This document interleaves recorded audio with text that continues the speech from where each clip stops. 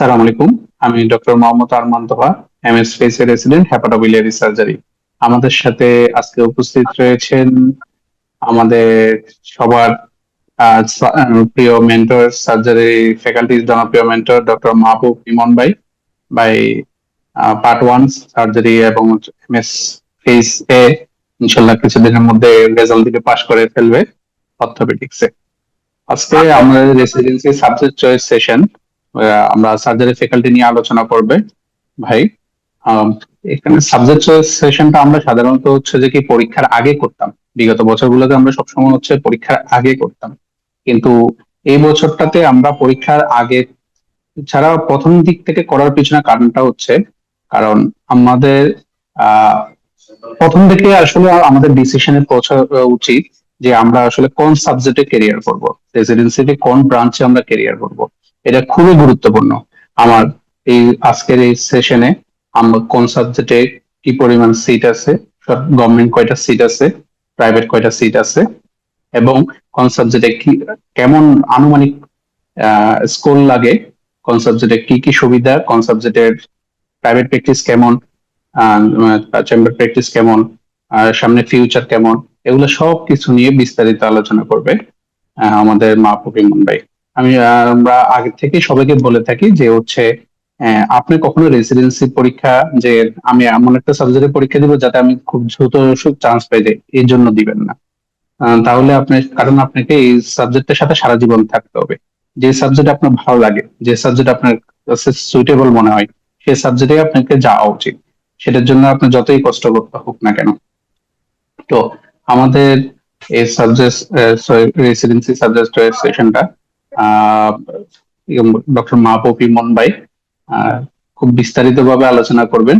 আপনারা যদি সেশনটা করে থাকেন, সামনে খুবই উপকৃত হবেন। আমি এখন অনুরোধ করবো আমাদের ডক্টর মাহবুব ইমন ভাইকে সেশনের পরবর্তী অংশটুকু পরিচালনা করার জন্য। আর এর মধ্যে যদি আপনাদের কোনো প্রকার কোনো সাবজেক্ট নিয়ে কোনো কোশ্চেন থাকে সার্জারি ফ্যাকাল্টি, অবশ্যই আমাদেরকে চ্যাট বক্সে মেসেজ দিয়ে রাখবেন। আমরা ইনশাল্লাহ সবগুলো কোশ্চেনের আনসার দেওয়ার চেষ্টা করবো। ধন্যবাদ জানাচ্ছি ডক্টর আমান তোমাকে। আমাদের আজকে সেশনটার যে মেইন উদ্দেশ্য অলরেডি উনি বলে দিয়েছেন যে আমরা মেইনলি সাবজেক্ট চয়েস সেশন করতে যাচ্ছি, এবং এই সেশনটা আমরা বরাবরের মতো দেরিতে রাখতেছি না। কারণ হচ্ছে যে আমরা যদি শুরু থেকে একটা ধারণা নিতে পারি যে কোন সাবজেক্টে কেমন ধরনের প্রিপারেশন নিতে হবে, শুরু থেকে আমরা সেভাবে প্রস্তুত হইতে পারবো পরীক্ষার জন্য। আর রেসিডেন্সি পরীক্ষার জন্য আপনি যদি শুরু থেকে প্রিপেয়ার্ড না হন, তাহলে যেটা হবে যে লাস্ট মোমেন্টে আপনি হ্যাপাজার্টলি প্রিপারেশন নিতে গেলে মনে হবে জানি এটা একটু বেশি নাম্বার পেতে হচ্ছে বা এটাতে কম নাম্বার পেতে হচ্ছে, তখন সাবজেক্ট অনেকে সুইচ করে। তো এই জন্য আমরা আগে থেকেই এটা যদি ডিসিশন নিয়ে ফেলি যে আমি এই সাবজেক্টে পরীক্ষা দিব, তাহলে যেটা হবে আমরা শুরু থেকেই কিন্তু সেইভাবে প্রস্তুত হইতে পারবো যে আমাদের এমন নাম্বার পাইতে হবে বা কেমন প্রিপারেশন নিতে হবে। তো আমরা এখানে মূলত আজকে মেস ফ্যাকাল্টির আন্ডারে যে পরীক্ষাগুলো আছে সেগুলো নিয়ে আলোচনা করব, এবং এখানে প্রতিটা সাবজেক্টেরই যেগুলো এমএস ফ্যাকাল্টির আন্ডারে আছে প্রতিটা সাবজেক্টেরই আমরা মেরিটস ডিমেরিটস নিয়ে আলোচনা করব, কোনটাতে কেমন নাম্বার পেতে হয়। যদিও নাম্বারটা আসলে এটা স্পেসিফিক না, কারণ এটা ডিপেন্ড করে কেমন কোশ্চেন হচ্ছে। যেমন আমরা যদি এবার চিন্তা করি, এবার কিন্তু একটু কোশ্চেন কম্পারেটিভলি গতবারের তুলনায় একটু ইজি হয়েছে, যে কারণে এবার নাম্বারটা একটু বেড়ে গেছে। কিন্তু গতবার কোশ্চেন কঠিন হওয়াতে তখন একটু কম নাম্বারে কিন্তু চান্স পেয়েছে। সো এটা ডিপেন্ড করবে যে কোশ্চেন কেমন হচ্ছে। কোশ্চেন কঠিন হলে নাম্বার তখন কমবে, আর কোশ্চেন যদি সহজ হয় তখন হয়তো আমরা যে এক্সপেক্টেড যে নাম্বার সেটার বেশি চলে যেতে পারে। এবং সিট সংখ্যাও মোটামুটি ফিক্সড না আসলে, কিছু কিছু সাবজেক্টে ফিক্সড আছে, তবে কিছু কিছু সাবজেক্টে দেখবেন যে অনেক সময় একটা দুইটা সিট কম বেশি হয়ে যায়। হয়তো বা একটা জায়গাতে 4টা সিট ছিল, সাপোজ বিএম এর কথা যদি বলি, সাপোজ 4টা সিট ছিল ওখানে, এখন গতবার হয়তো বা 4টা নিয়েছে, এবার হয়তো বা 6টা নিচ্ছে। এটা ভ্যারি করতে পারে, তবে ইনস্টিটিউট চেঞ্জ হয় না। প্রতিবারই পরীক্ষার আগে একটা ইনস্টিটিউট দেওয়া হয় যে এই জায়গাগুলোতে আসলে আমাদের সাবজেক্ট গুলা আছে, সেটা মোটামুটি ফিক্স থাকে যে কোন কোন ইনস্টিটিউটে আমাদের এই সাবজেক্টের সিট গুলো আছে।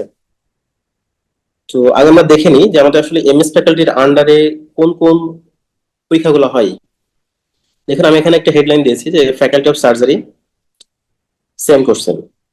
মানে এখানে যতগুলো সাবজেক্ট আমি দেখুন, এটা হলো আমাদের বিএমই ওয়েবসাইট থেকে দেয়া। নিউরোসার্জারি, এবং সেকেন্ড অপশন দেখুন যে অবস্টেট্রিক্স এন্ড গাইনোকোলজি। গাইনির যে সাবজেক্টটা, এটারও কিন্তু প্রিপারেশন আমাদের এমএস ফ্যাকাল্টির আন্ডারে যে প্রিপারেশন আমরা নিব, যারা গাইনিতে প্রিপারেশন নেবে তারাও কিন্তু সেম প্রিপারেশন নেবে। আমরা গাইনি নিয়ে আজকে আলোচনা করবো না, আমরা বেসিক্যালি যে অন্যান্য সাবজেক্ট গুলো আছে সার্জারি ফ্যাকাল্টির আন্ডারে সেগুলো নিয়ে আলোচনা করবো। দেন দেখুন অপথলমোলজি, অর্থোপেডিক সার্জারি, অটোলারিঙ্গোলজি বা ENT, paediatric surgery, plastic surgery, reproductive endocrinology and infertility, এটাও গাইনির একটা পার্ট, একটা sub branch. Surgical oncology, thoracic surgery, urology, vascular surgery, cardiovascular and thoracic surgery. আবার কিন্তু এটা আলাদা আলাদা আছে, যে কার্ডিও শুধুমাত্র যে থোরাসিক সার্জারি আছে, ভাস্কুলার সার্জারি আছে, আর একটা যেটা কার্ডিওভাস্কুলার এন্ড থোরাসিক সার্জারি আছে, এটারই কয়েকটা ভাগ আছে। হ্যাঁ, এবং প্রতিটাতে আলাদা আলাদা সিট আছে, আমরা দেখবো সবগুলো। Community surgery, community ophthalmology, fetomaternal medicine, এটাও গাইনির একটা sub branch. General surgery, gynaecological oncology, এটাও গাইনির একটা সাব ব্রাঞ্চ। Hepatobiliary surgery. দেখুন এগুলো সবগুলো ডিগ্রি হলো এমএস ডিগ্রি, এতক্ষণ যেগুলো বললাম। এবং কোশ্চেন কিন্তু সবারই সেম, মানে এই সার্জারি ফ্যাকাল্টি আন্ডারে আমরা যারা পরীক্ষা দেব, যেগুলো নাম বললাম, সবারই সেম প্রিপারেশন এবং সেম কোশ্চেনে পরীক্ষা হবে। আচ্ছা, এরপরে আসে দেখি যে এমডি ফ্যাকাল্টির আন্ডারে একটা পরীক্ষা আছে। এমডি ফ্যাকাল্টি ঠিক না, এমডি ডিগ্রি দেওয়া হবে এমডি, কিন্তু তাদের প্রিপারেশন হবে আমরা যে সার্জারি ফ্যাকাল্টির প্রিপারেশন নিচ্ছি সেটারই প্রিপারেশন। সেটা কি anaesthesiology, critical care medicine, radiology and imaging. তারা যখন পাশ করবে, পাশ করার পর তাদের ডিগ্রিতে নাম থাকবে যে এমডি রেডিওলজি বা এমডি সিসিএম, এমডি অ্যানেস্থেসিয়া। কিন্তু যখন আপনি এন্ট্রি লেভেলে এখন পরীক্ষা দিবেন রেসিডেন্সির ক্ষেত্রে, আপনাকে প্রিপারেশন নিতে হবে এমএস ফ্যাকাল্টির আন্ডারে যে সাবজেক্টগুলো আছে এবং ওটা যে মার্ক ডিস্ট্রিবিউশন আছে ওইভাবে আপনাকে প্রিপারেশন নিতে হবে। তার মানে আমরা যেটা জানতে পারলাম এখানে যে অ্যানেস্থেসিওলজি, সিসিএম বা critical care medicine, radiology and imaging, এটারও আমাদের সার্জারি ফ্যাকাল্টির আন্ডারে যে প্রিপারেশন সেই প্রিপারেশনই নিতে হবে পরীক্ষার জন্য। আচ্ছা, আমরা একটা একটা করে আলোচনা করব কোন সাবজেক্টে কেমন ফিল্ড বা কোন সাবজেক্ট আসলে কেমন সিট থাকে। যেমন ফার্স্ট আমরা আসবো জেনারেল সার্জারিতে। জেনারেল সার্জারি আমি দেখুন এখানে দুইটা দাগ দিয়েছি, একটা হলো 33 অবলিক দিয়ে 37। তো ফার্স্ট যেটা, এটা হলো যারা হলো গভর্নমেন্ট ক্যান্ডিডেট তাদের জন্য, আর প্রাইভেট ক্যান্ডিডেটদের জন্য কয়েকটা সিট বেশি আছে। এটা হচ্ছে যেমন আমাদের এএমসি বা এই যে এএফএমসি, যেটা আর্ম ফোর্স মেডিকেল কলেজের যে সিটগুলো আছে ওগুলো আসলে তো যারা গভর্নমেন্ট আছে, গভর্নমেন্ট ক্যান্ডিডেটরা ওখানে আসলে ইয়ে দিতে পারে না, চয়েস দিতে পারে না। আবার বারডিএম বা যেগুলো প্রাইভেট হসপিটাল গুলো আছে ওই জায়গাগুলোতে আসলে যারা গভর্নমেন্ট আছে তারা কিন্তু ওখানে চয়েস দিতে পারবো না, কারণ আমরা ডেপুটেশন পাবো না। গভর্নমেন্ট যারা আছেন তারা দেখবেন যে ডেপুটেশন নিতে হয়, শিক্ষা ছুটি নিতে হয়। এই শিক্ষা ছুটি আপনাকে কোনো প্রাইভেট হসপিটালে সেখানে কিন্তু দিবে না। এই জন্য তাদের ক্ষেত্রে একটু সিট এখানে একটু লিমিটেশন থাকবে। আর যারা প্রাইভেট ক্যান্ডিডেট তারা কিন্তু এই জায়গাগুলোতে যে প্রাইভেট যে মেডিকেল গুলো আছে বা প্রাইভেট যে ইনস্টিটিউট গুলো আছে সেখানে আপনারা চয়েস দিতে পারবেন। যদি মনে হয় যে না আমি সরকারি চাকরিতে যাওয়ার ইচ্ছা আছে, সেক্ষেত্রে এটা একটু চয়েস দেওয়ার আগে একটু চিন্তা ভাবনা করা উচিত। কারণ এই জায়গাগুলোতে যখন আপনি একবার পাশ করে বের হবেন, সাপোজ হলো আপনি ফেজে পাশ করলেন বা ফেজে পাশ করেন নাই, এখন আছেন কোর্সে আছেন, এই মুহূর্তে যদি আপনার বিসিএস হয়, বিসিএস হওয়ার পরে কিন্তু ওইখান থেকে শিক্ষা ছুটি পাওয়াটা আসলে মানে পুরোটাই আনসার্টেন। হয়তো আপনি পাইতেও পারেন, নাও পাইতে পারেন, এটা ডিপেন্ড করবে সিচুয়েশনের উপরে। এবং এই জন্য আপনাকে সাবজেক্ট চয়েস করার ক্ষেত্রে যারা প্রাইভেট ক্যান্ডিডেট আছেন, আগে আপনাকে গুরুত্ব দিতে হবে যেগুলা গভর্নমেন্ট হসপিটাল বা গভর্নমেন্ট ইনস্টিটিউট, সেইগুলোতে আগে গুরুত্ব দিতে হবে আপনাকে। এরপরে যখন আমরা যাব তখন হয়তো আমরা পরে অন্য স্টেপ গুলো যাইতে পারি। তবে একটা বিষয় হলো যে প্রিপারেশনের ক্ষেত্রে আমরা কিন্তু জানি যে আমাদের সাবজেক্ট চয়েসের ক্ষেত্রে যখন আমরা ফর্ম ফিল আপ করি রেসিডেন্সিতে, আমাদের এখন 7টা চয়েস দেওয়া যায়। 7টা মানে 7টা ইনস্টিটিউট আপনি চয়েস দিতে পারবেন। এর মধ্যে যারা গভর্নমেন্ট ক্যান্ডিডেট আছেন তারা চেষ্টা করবেন অবশ্যই অবশ্যই এই 7টা ফিল আপ করার জন্য আপনি আপনার চয়েস মতো দিবেন। আর যারা প্রাইভেট ক্যান্ডিডেট তারা আপনাদের ইচ্ছা মতো দিতে পারেন, যে কোনোটা দিতে পারেন। তবে যদি বিসিএস পরবর্তীতে যাওয়ার ইচ্ছা থাকে সেক্ষেত্রে প্রাইভেট যে ইনস্টিটিউট গুলো এগুলা অ্যাভয়েড করবেন। এখানে দেখুন আমরা জেনারেল সার্জারির ক্ষেত্রে যে যেখানে যেখানে সিট গুলো আছে এটা একটা নাম দিয়েছি, যে বিএমইউ থেকে শুরু করে ডিএমসি, সলিমুল্লাহ, এমএমসি বা ময়মনসিংহ, চিটাগং, রাজশাহী ওসমানী মেডিকেল, প্রাইভেট ইনস্টিটিউটের মধ্যে বারডেম আছে, খাজা ইউনুস আলী মেডিকেল, আচ্ছা এখানেও প্রাইভেট ইনস্টিটিউট, এটা অ্যাড করা হয় নাই। তো এইগুলো হলো মূলত যেগুলো ইনস্টিটিউট আমরা দেখলাম, এই জায়গাগুলোতে সিট আছে। কিন্তু আমার সিট কিন্তু থাকলেও আমার অপশন কয়টা? আমার অপশন হচ্ছে যে 7টা। আমি হয়তো বা যদি একজন গভর্নমেন্ট ক্যান্ডিডেট হই আমি চুজ করতে পারি ডিএমসি, সলিমুল্লাহ, এমএমসি বা সিএমসি, আরএমসি। যদি মনে করি না আমি এই সোহরাওয়ার্দী মেডিকেল দিব, সাথে ধরুন যে রংপুর, তাহলে কত হলো? 7টা। আমার 7টা কিন্তু চয়েস শেষ। এবং এর বাইরে কিন্তু সিট আছে, বিএমইউ তে সিট আছে, এটা তারপরে তুমি সিলেটে সিট আছে।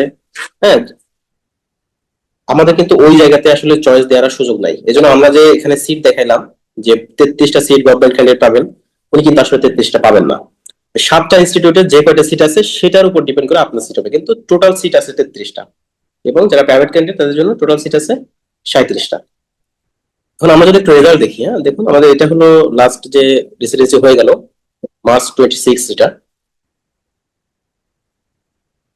এই রেসিডেন্সির রেজাল্ট এটা। হ্যাঁ, তো এখানে খেয়াল করুন, দেখুন অনেকগুলা কিন্তু ফাঁকা আছে, হ্যাঁ তাই না?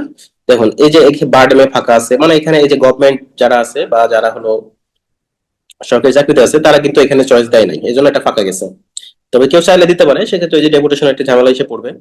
আর প্রাইভেট ক্যান্ডিডেটদের জন্য এখানে 2টা সিট আছে, গভর্নমেন্টের জন্য 2টা সিট থাকবে যদি সে মানে যাইতে চায় আর কি, তবে কেউ দেয় না, এই জন্য ফাঁকা থাকে।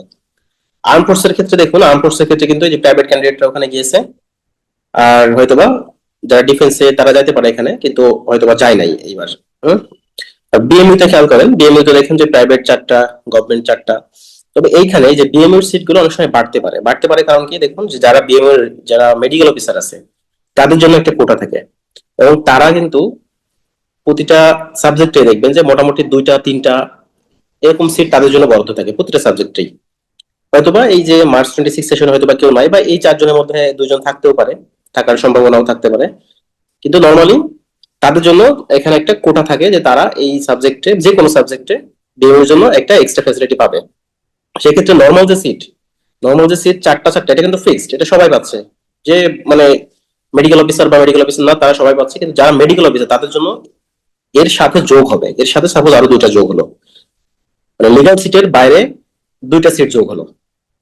সেম ভাবে দেখুন যে আমরা যদি রেজাল্ট গুলো দেখি, যে এখানে যেমন ফাঁকা গিয়েছে, হ্যাঁ এই যে দেখুন যে ময়মনসিং এ প্রাইভেট ক্যান্ডিডেট গিয়েছে 5জন, আর গভর্নমেন্ট হয়তোবা ওখানে চয়েস দেয় নাই, অথবা যারা চয়েস দিয়েছে হয়তোবা পাস করে নাই, যে কারণে একজন মাত্র ওখানে পাস করেছে এবং সে তার নামে এখানে আসছে। সেম ভাবে রাজশাহী মেডিকেল কলেজ দেখুন, এখানে প্রাইভেট 3টা সিট, মানে 3টে সিট আছে সেখানে, প্রাইভেট 3টা, গভর্নমেন্ট 3টা। গভর্নমেন্ট হয়তোবা 2জন চান্স পাইছে, আর একজন হয়তোবা চয়েস দেয় না বা পাস করে নাই, কিছু একটা হবে। তো এটা মোটামুটি একটা অ্যাভারেজ একটা ধারণা দিলাম। যেমন দেখুন যে সিলেটের ক্ষেত্রে, সিলেট ওসমানী মেডিকেলের ক্ষেত্রে কি হয়েছে, এখানে 4জন যে প্রাইভেট ক্যান্ডিডেট তারা হলো চান্স পেয়েছেন, কিন্তু গভর্নমেন্ট হয়তো বা কেউ চয়েস দেয় নাই অথবা কেউ পাস করে নাই, যে কোনো একটা কিছু হবে। তো এজ এ যদি জেনারেল সার্জারির কথা বলি, জেনারেল সার্জারি কিন্তু আমরা মোটামুটি একটা যদি ফিল্ড চিন্তা করি, মানে বর্তমানে কিন্তু জেনারেল সার্জারি মানে যারা এমএস করা বা এফসিপিএস করে গেছে এমন জেনারেল সার্জন কিন্তু ভালো দেখবেন যে মানে সবাই কিন্তু জেলা লেভেল থেকে শুরু করে, সবাই শুধু খুঁজে যে হ্যাঁ কার এমএস করা আছে বা এফসিপিএস করা আছে। এই জন্য জেনারেল সার্জনদের ক্ষেত্রে আসলে যদি আমি চেম্বার প্র্যাকটিস বলি, চেম্বার প্র্যাকটিসের ক্ষেত্রে সুবিধা পাবেন, অবশ্যই পাবেন, কারণ এখানে সব ধরনের আপনি জেনারেল কেস করতে পারবেন। একটা অ্যাক্সিডেন্টের কেস আসলে এটা কিন্তু ফার্স্ট দেখবেন যে আগে জেনারেল সার্জনের কাছে যায়। তো সেখানে যদি কোনো ধরনের অ্যাবনর্মালিটি না পায়, সাপোজ কারোর আর্টারি ইনজুরি হয়েছে তখন হয়তোবা উনি ভাস্কুলার সার্জনকে রেফার করেন, বা কারোর হার্ট ইনজুরি হয়েছে তখন হয়তোবা উনি অর্থোপেডিক সার্জনের কাছে রেফার করেন, কিন্তু ফার্স্ট কিন্তু জেনারেল সার্জনের কাছেই যায়, যে ওখানে যাওয়ার পরে উনি যখন রেফার করে সেভাবে চলে যায়। আর চেম্বারের ক্ষেত্রে জন্য আপনাকে চেম্বার প্র্যাকটিস অবশ্যই ভালো সেখানে। আর যারা প্রাইভেট সেক্টরে আছেন, প্রাইভেট সেক্টরের ক্ষেত্রে একটু আপনাকে একটু লিঙ্ক মেনটেন করে চলতে হবে, কারণ আপনি যখন দেখবেন যে এই রেসিডেন্সি সিস্টেমটা এমন যে আপনি 5 বছর কোর্স কমপ্লিট করবেন, 5 বছর কমপ্লিট করার পরেও আপনি কিন্তু একবারে খুব যে কনফিডেন্ট হয়ে যাবেন যে আমি সব ওটি গুলো করতে পারবো, সব মানে পারি, এমন কিন্তু হবে না। এজন্য আসলে পাশ করার পরেও আপনাকে আরো কিছুদিন কাজ করতে হয়, আরো কিছুদিন কোন একটা স্যারের সুপারভিশনে বা কারোর সুপারভিশনে থাকতে হয়। তো যারা প্রাইভেট ক্যান্ডিডেট তাদের জন্য একটু টাফ হয়, যদি ওইভাবে স্পেসিফিক কোনো জায়গাতে যাইতে না পারেন তখন একটু হয়তো সময় লাগবে, কিন্তু আলটিমেটলি আপনি পাশ করার পরে সবাই দেখবেন যে আপনার স্পেস ছেড়ে দিবে। আপনি যে একজন সাপোজ এমএস কমপ্লিট হয়ে গেছে, আপনি একজন কনসালটেন্ট, তাই না? তো আপনার জন্য সবাই তখন স্পেস ছেড়ে দিবে। এই জন্য প্রাইভেট সেক্টর হইলেও আপনার একটু টাফ হবে অন্যদের চেয়ে, যেটা গভর্নমেন্ট তাদের জন্য একটু সহজ হবে। সে হয়তো একটা গভর্নমেন্ট মেডিকেলে পোস্টিং নিয়ে নিবে, পোস্টিং নেওয়ার পরে সেখানে সে প্র্যাকটিস করতে পারবে। কিন্তু প্রাইভেট সেক্টরদের ক্ষেত্রে একটু টাফ হবে এটা, হ্যাঁ এটা আপনাকে অবশ্যই একটু লেজ মেনটেন করে চলতে হবে। আর প্রমোশন, অবশ্যই প্রমোশন যথেষ্ট ভালো এখনো পর্যন্ত, যদিও বাংলাদেশে প্রমোশন মানে সবগুলো সাবজেক্টেই আসলে ডিপেন্ড করে, আপনি পলিটিক্স টলিটিক্স সার্ভিস অনেক কিছুর উপর ডিপেন্ড করে।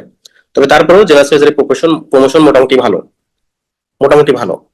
আর ফিমেল ডক্টর যারা আছেন তাদের জন্য কিন্তু অবশ্যই, যারা সার্জন হতে চান, জেনারেল সার্জারি খুবই ভালো একটা চয়েস, কারণ অনেকেই দেখবেন এখন মানে জেনারেল সার্জারি কোনো একটা পার্ট সার্জারি করার জন্য উনি কিন্তু জেনারেল সার্জন খুঁজেন আর কি। আর বিশেষ করে দেখবেন যে জেনারেল সার্জারি সবচেয়ে বেশি এখন যেগুলা হচ্ছে যে ল্যাপারোস্কোপিক কোলেসিস্টেক্টমি, ল্যাপারোস্কোপিক অ্যাপেন্ডিসেক্টমি, মানে খুব বেশি পরিমাণে দেখবেন যে প্রতিটা ফ্যামিলিতেই কম বেশি কারো না কারো অ্যাপেন্ডিসেক্টমি বা কোলেসিস্টেক্টমি করা আছে বা করতে হচ্ছে। সো খুব ভালো একটা অপশন কিন্তু এটা।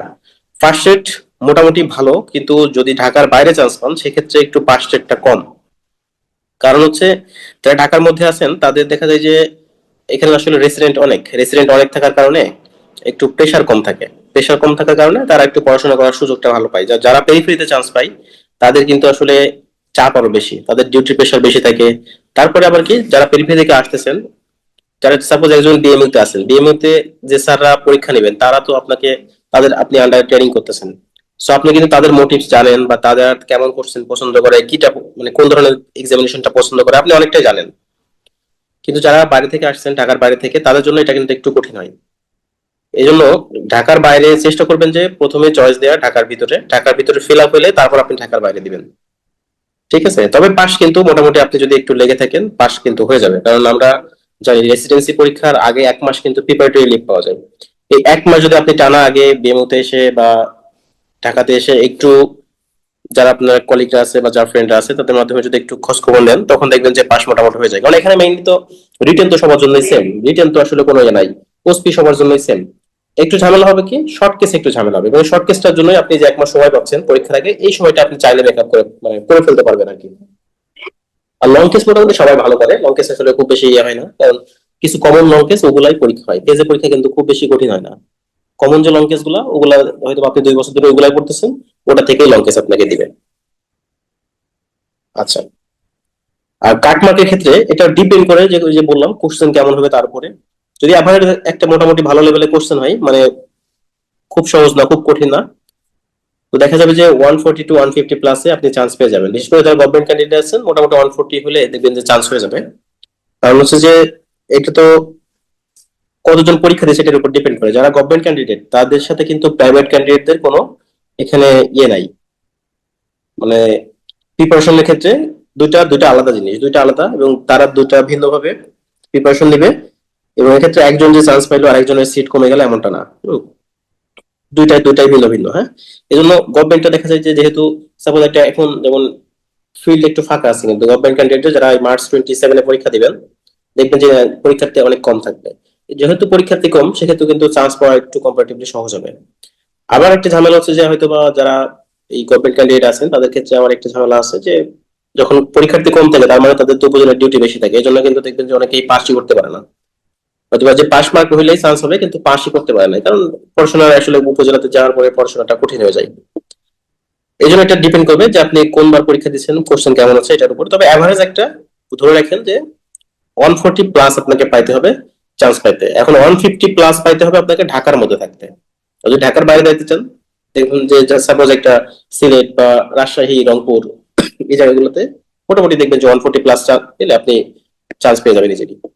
আচ্ছা, এরপরে আসলে আমরা অর্থোপেডিক সার্জারিতে মোটামুটি আমরা দেখছি এখানে যে 23টা গভর্নমেন্টের জন্য আর প্রাইভেট ক্যান্ডিডেটের জন্য 25টা সিট আছে, 25টা সিটের ক্ষেত্রে। এবং এই যে 23টা সিট এটা কিন্তু সবাই পাবেন, কারণ হচ্ছে যে আমাদের জানি 7টা ইনস্টিটিউট অর্থোপেডিক্সের ক্ষেত্রে, এই 7টা ইনস্টিটিউটই আছে এখানে, তাই না? যারা গভর্নমেন্ট তাদের জন্য আর্ম ফোর্স বাদ দিলে বাকি শুধুমাত্র এই 7টা ইনস্টিটিউটই আছে এখানে, 7টাই আছে। তবে এখানে একটা নতুন করে যোগ হয়েছে, হ্যাঁ এখানে যদিও অ্যাড করে নাই, সেটা হলো রংপুর যোগ করছে। হ্যাঁ, রংপুর যোগ করছে, এই রংপুরটা এখানে অ্যাড করে নিতে হবে, কারণ রংপুরের ক্ষেত্রে 2টা সিট আছে, যেটা হলো গভর্নমেন্ট তাদের জন্য 2টা সিট থাকবে, আর যারা প্রাইভেট ক্যান্ডিডেট তাদের জন্য 2টা সিট থাকবে। আমরা যদি লাস্ট যে মার্চ 26 এর রেজাল্টটা দেখি, এখানে খেয়াল করুন আপনারা, যেমন দেখুন যে আমাদের আর্ম ফোর্সের ক্ষেত্রে আর্ম ফোর্সে আসলে 2জন প্রাইভেট ক্যান্ডিডেট এখানে চান্স পেয়েছেন, আর বাকি সবগুলোতে গভর্নমেন্ট এবং প্রাইভেট ক্যান্ডিডেট মোটামুটি সমান সমান।